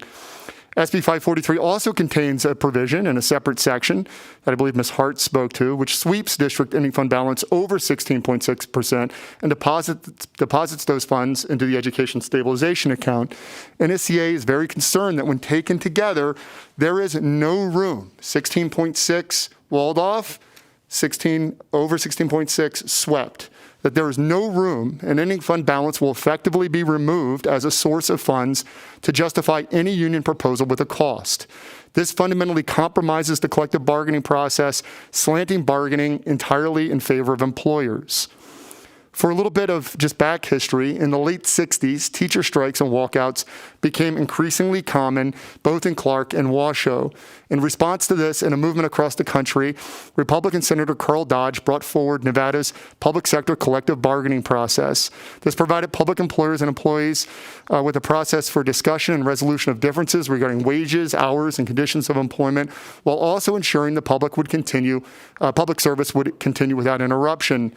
The collective bargaining process is designed to push parties to reach agreement whenever possible, accomplished through a series of proposals and counter-proposals where parties move towards agreement. It also includes binding arbitration with a last best offer total package. If parties cannot reach agreement, either side can declare impasse. Under this method, parties present their proposals to an arbitrator who accepts either the association or district's position, and both parties are bound to that decision. The process also requires parties to determine the district's ability to pay for any items before the arbitrator.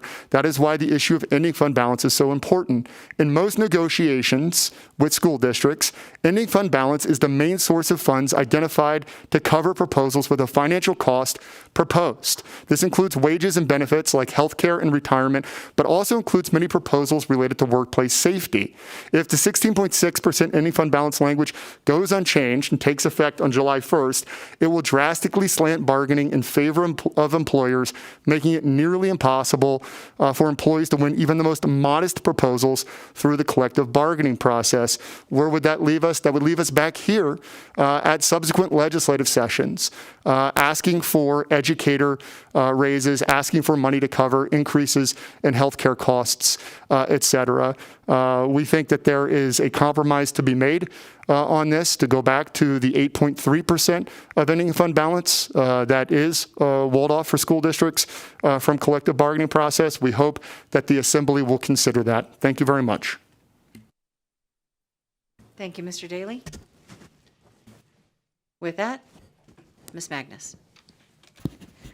Thank you, Madam Chair and members of the committee. For the record, my name is Annette Magnus, and I'm the Executive Director of Battleborn Progress.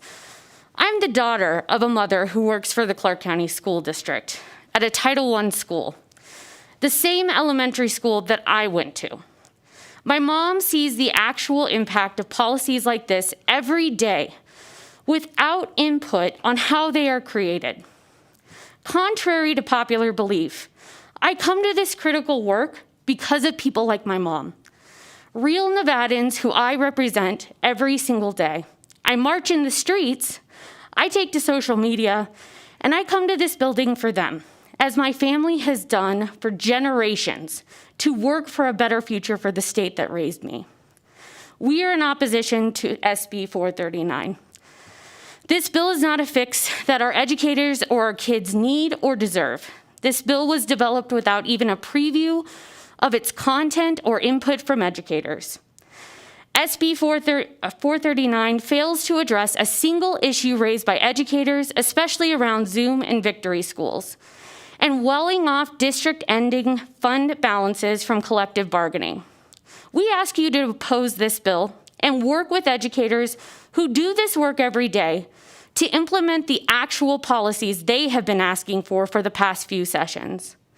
We have been consistent on this issue over the years. This is simply more of the same since I went through the Clark County School District under the original Nevada plan. That plan didn't work, and this is not a fix either.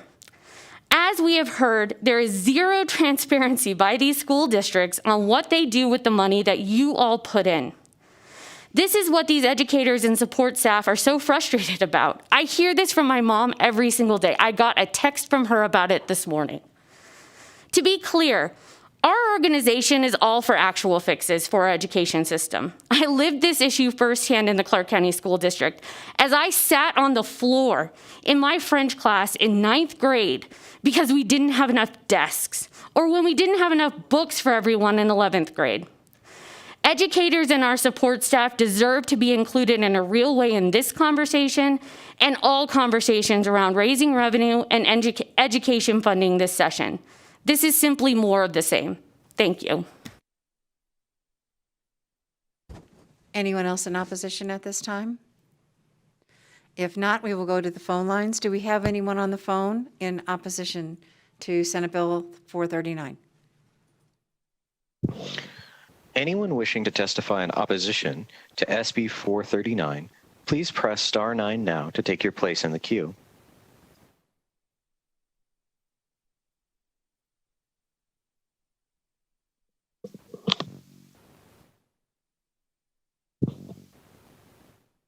Caller with the last 3 digits, 831, please slowly state and spell your name for the record. You will have 2 minutes, and you may begin. Good afternoon, Madam Chairs and members of the committee. For the record, my name is Ceci Alvarado, CECIA-ALVARADO. I'm the Nevada State Director for Mi Familia Vota, and have a little bit of switch on my testimony just after hearing testimony from the presenters and the questions and the great questions that were being asked. I want to say thank you to Assemblywoman Wayne and Assemblyman Edgar Flores for advocating for the part that I'm in opposition. Is the concern, not just my concern as an organization, but the concern of our community and the students of the future in Zoom and Victory. We can live off the promises of I do believe and we hope, and this is up to the school district. I believe from my own perspective that this piece of legislation should ensure that it's funding the future of the poorest kids in our district, and not just in Clark County, but in the state of Nevada. Now, I think that this bill does not address equity, and those are my concerns for the lack of clarity and also the future of the programs that have proven to work. Now, these programs were designed to help schools that were underperforming. These programs were designed to help students. And as much as I hear and advocate and love the fact that many of you are speaking for the ELL students, Zoom and Victory benefits more than ELL students. Zoom and Victory are the low-income communities. Their benefit, not just immigrants, not just those that need help learning English, but it also benefits the schools that need the additional support to support the schools that they serve, to support the the communities that they're serving. And so Mi Familia Vota is in a strong opposition of this bill and it stands. And I hope that we can work with the district, and I hope that our community input is also taken into account when we're making the decision that our community wants to see more Zoom and Victory beyond 2 years and beyond promises, that we can't rely on broken promises to fund our school district. Thank you.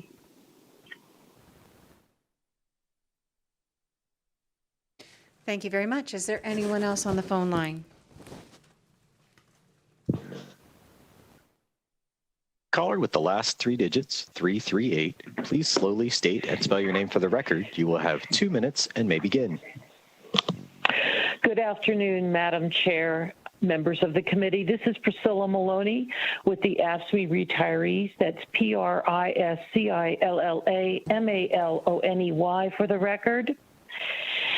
We appreciate all the hard work this committee has done this extraordinary session for K through 12 education in Nevada. However, we are here in opposition today to SB 439 in solidarity with our coalition partner, NSEA, on the potential collective bargaining issues that will come in the future. In particular, the ending fund balance issue is particularly concerning to the AFSCME retirees and labor in general. Therefore, we certainly hope that the compromise possibilities as suggested by SEA's testimony just a few minutes ago are at least a possibility for this committee at this state. But we do thank you very much for all your hard work. Next caller, please.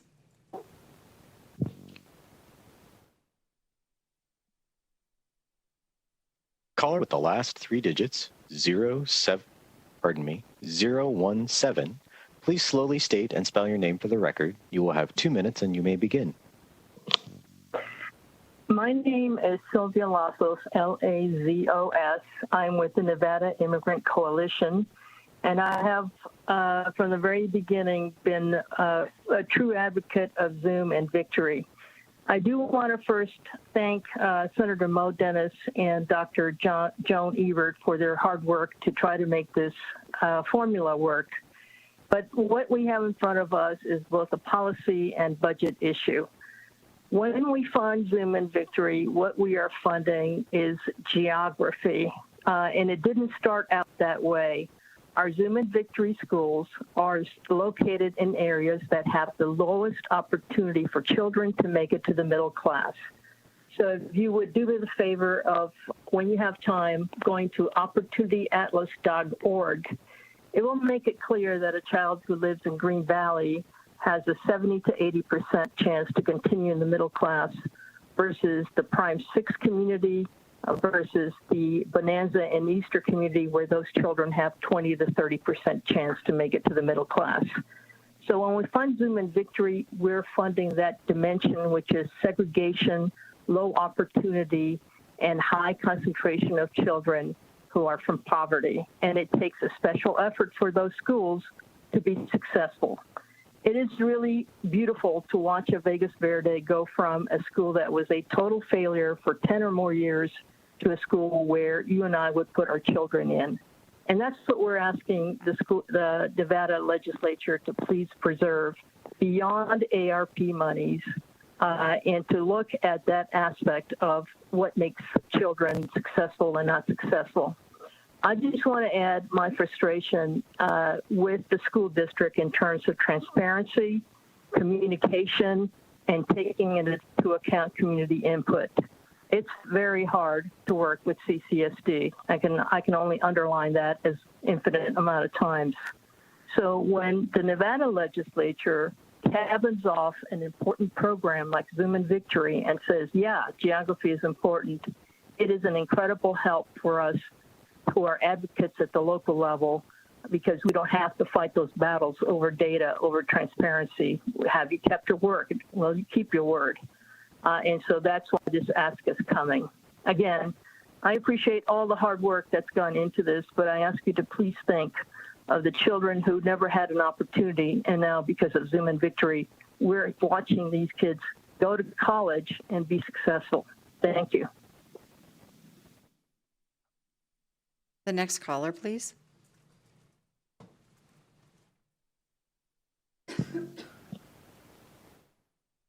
Caller with the last three digits, 018, please slowly state and spell your name for the record. You will have 2 minutes and may begin. Good afternoon, committee. My name is Jim Sullivan, JIMSULLIVAN, and I'm representing the Culinary Union. We are in opposition to this bill for what we see as the anti-union provisions of this bill, as Chris Daly from NSCA pointed out earlier, and Priscilla from AFSCME have pointed out.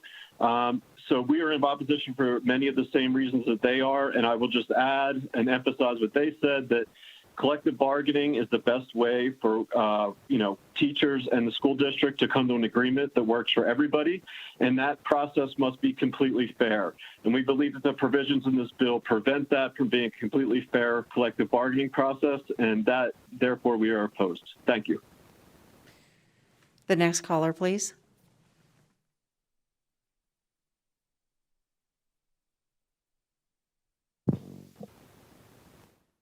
Caller with the last three digits, 837, please slowly state and spell your name for the record. You will have 2 minutes and may begin. Good afternoon. This is Kent Irvin, KENTERVIN, for the Nevada Faculty Alliance, the independent professional organization of faculty at NC colleges and universities. Chair Carlton, Chair Bilberry Axelrod, and members of the committee. First, I would like to strongly thank you for your support of education, for the budget add-backs for both K-12 and higher education in the past week. Juggling all the changing budget circumstances has been a monumental challenge, and we appreciate your hard work. We are speaking in opposition to SB 430 because of specific features of SB 543 and SB 439 in combination that will harm our K-12 teacher colleagues and their ability to negotiate with districts in the future. I would like to draw particular attention to Section 20 of the bill, which removes consideration of merit salary increases and cost of living adjustments from the budget process. Those cost factors obviously still exist and will exist in the future and are important regardless of the budgeting mechanism. NSHE is a case in point of the disastrous consequences of the lack of budgeting for professional merit salary increases over the past dozen years, with no funding since we went to a formula funding distribution mechanism, and which has resulted in severe salary compression issues and low faculty morale. To follow best practices, the compensation system must include a means to increase the salaries of employees who are performing well over their careers and to meet inflationary changes. The deleted language in Section 20 should be restored, or similar language added to the sections on setting cost of education factors. So thank you again for your work to advance education in Nevada. For this bill, we just need to avoid unintended consequences. Thank you.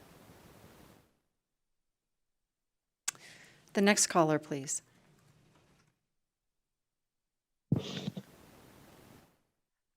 Caller with the last three digits, 237, please slowly state and spell your name for the record. You will have 2 minutes and may begin. Hello, my name is Marlene Lockard, Lockard, representing SEIU Local 1107. We are in opposition to this bill because of the comments made by some of the previous callers, especially Section 35, which we are concerned, while that's confined to this bill, in this instance, this changes language that has been existing in our labor sections for a long time, and concerned what potential impact this could have.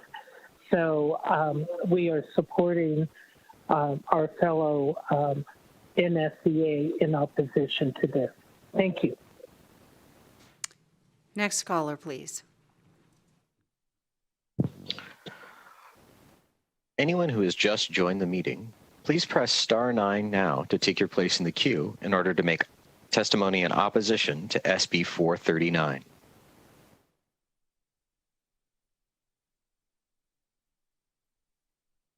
Caller with the last three digits, 402. Please slowly state and spell your name for the record. You will have 2 minutes and may begin. Good afternoon. My name is Terry Schumann, S-H-U-M-A-N, and I am currently a safety professional in the Clark County School District. First, I want to say thank you to the committees who worked so hard to improve the funding going to our students and the additional money that was added between last night and this morning. But one right does not fix all the other wrongs. I first want to address the 16% ending fund balance. When I first came to Las Vegas in 2004, I was invited to the Grant Sawyer building. At that time, the senators were seated in front of me. I had no idea what was going on. Somebody came and said, Terry, we know your story. You need to tell it. And so I shared with them that I came from Mississippi, and that at that time, Mississippi was, Las Vegas was 47, and Mississippi was 48. But by the time I got to Las Vegas, I was informed that Mississippi had just jumped Las Vegas. And I remember Senator Horsford being in the legislature, and he stated, well, now you have somebody to look up to. I will never forget that statement, because you know what? As an educator in the Clark County School District, I am appalled that we are down at number 48. There is no reason for that. So I'm hoping that this, with the additional funding, that maybe we can bump up a couple of spaces. The other thing that is I'm concerned about with this 439 is this year I celebrated my 15th year in the district.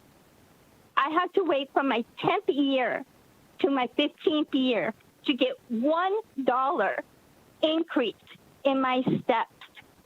And if we had not had collective bargaining, then we would have never been able to receive the 23 or 38 cents that was provided on the annual during the year.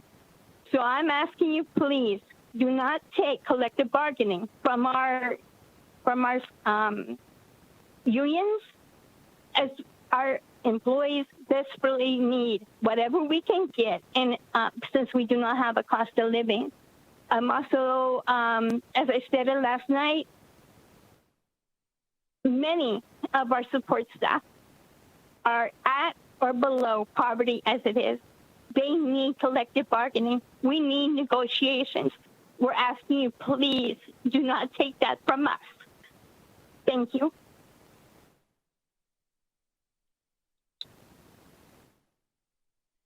Next caller, please.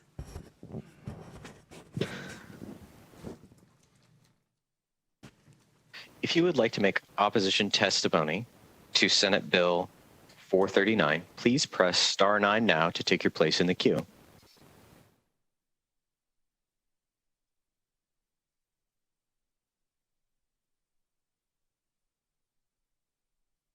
Caller with the last three digits, 157. Please slowly state and spell your name for the record. You will have 2 minutes and may begin. Good afternoon. My name is Susan Kaiser, K-A-I-S-E-R. I am a 20-year veteran educator in Washoe County School District. I am speaking in opposition to SB 439.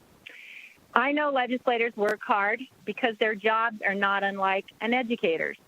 The work is important, the time is short, and the passions run high. No matter what you do, someone's going to be mad at you. So I thank you for this effort.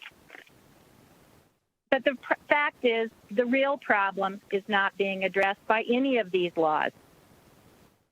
What we need is increased, consistent, sustainable funding for education in our state. And during my entire career, that has never existed. Our state has been underfunded for decades. In addition, the voices of educator experts are not included in this legislation when it is being written and vetted and problem solved, which leads to additional division between us. Now more than ever, we feel attacked by the limits on our bargaining language. And as a side note, this is the 8th time I have called in to give comments during the session, and I have only been able to get in 50% of the time. I called Mary O'Hare last night after the meeting adjourned because I was in the queue and was not able to speak. So this is an ongoing problem with the voters' voice, and in particular for educators. So I want to thank you for your hard work and ask you not to stop working until we have that full funding. Thank you. And thank you. And we know that there were some folks that had problems last night. We had some technical difficulties, and we're accepting any written comments to be added to the public comment because we know that there has been some problems. So we apologize for that, and we're doing everything we can to make sure that folks have access. So thank you for your patience, and don't give up trying. Thank you. So with that, folks, I'm just going to take 2 more because we do need to get to the phone. So if there are 2 more folks in opposition, and then if there are any others in the queue, we would ask you to submit your comments in writing. So broadcast services, is there anyone else in the queue for opposition at this time? Chair, the line is open and working. However, we have no more callers in opposition to SB 439. Good timing. So with that, if we would open it up for those in neutral. If you would like to make testimony neutrally on SB 439, please press star 9 now to take your place in the queue.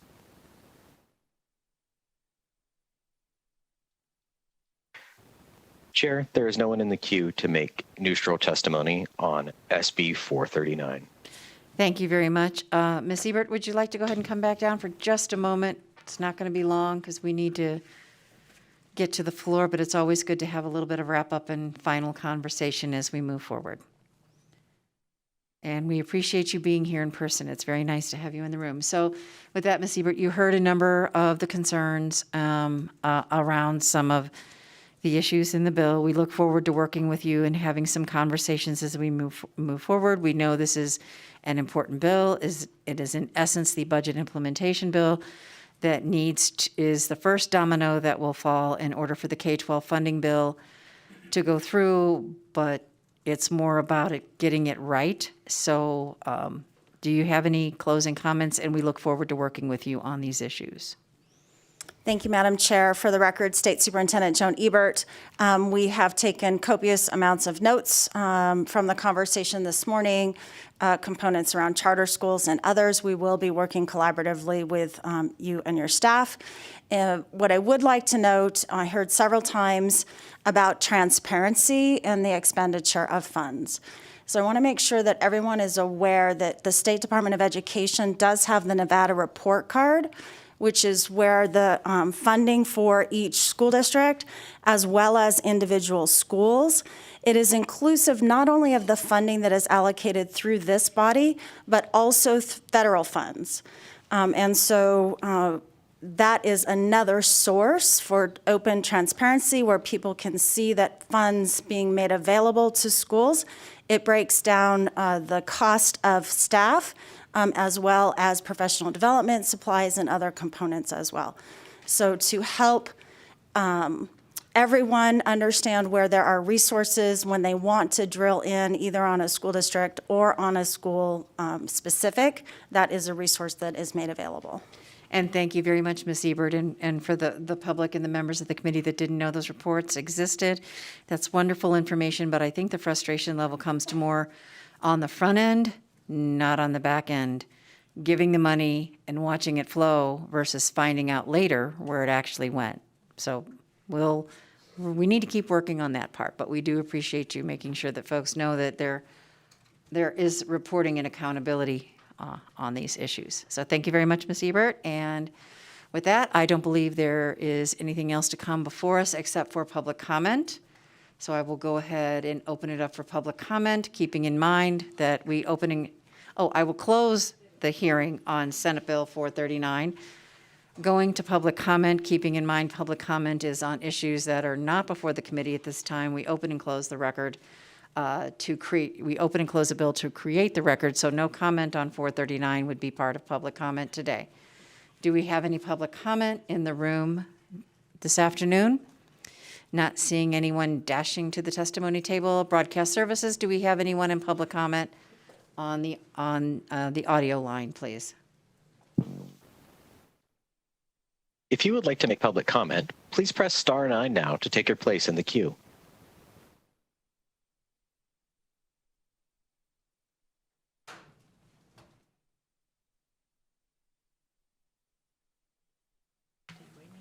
Anyone wishing to make public comment, please press star 9 now to take your place in the queue. Okay. So with that, we don't The have public comment line. Oh, sorry. Yep, there is no one in the public comment line at this time. Thank you. Okay, sorry about that. So with that, committee members, thank you very much. We are adjourned.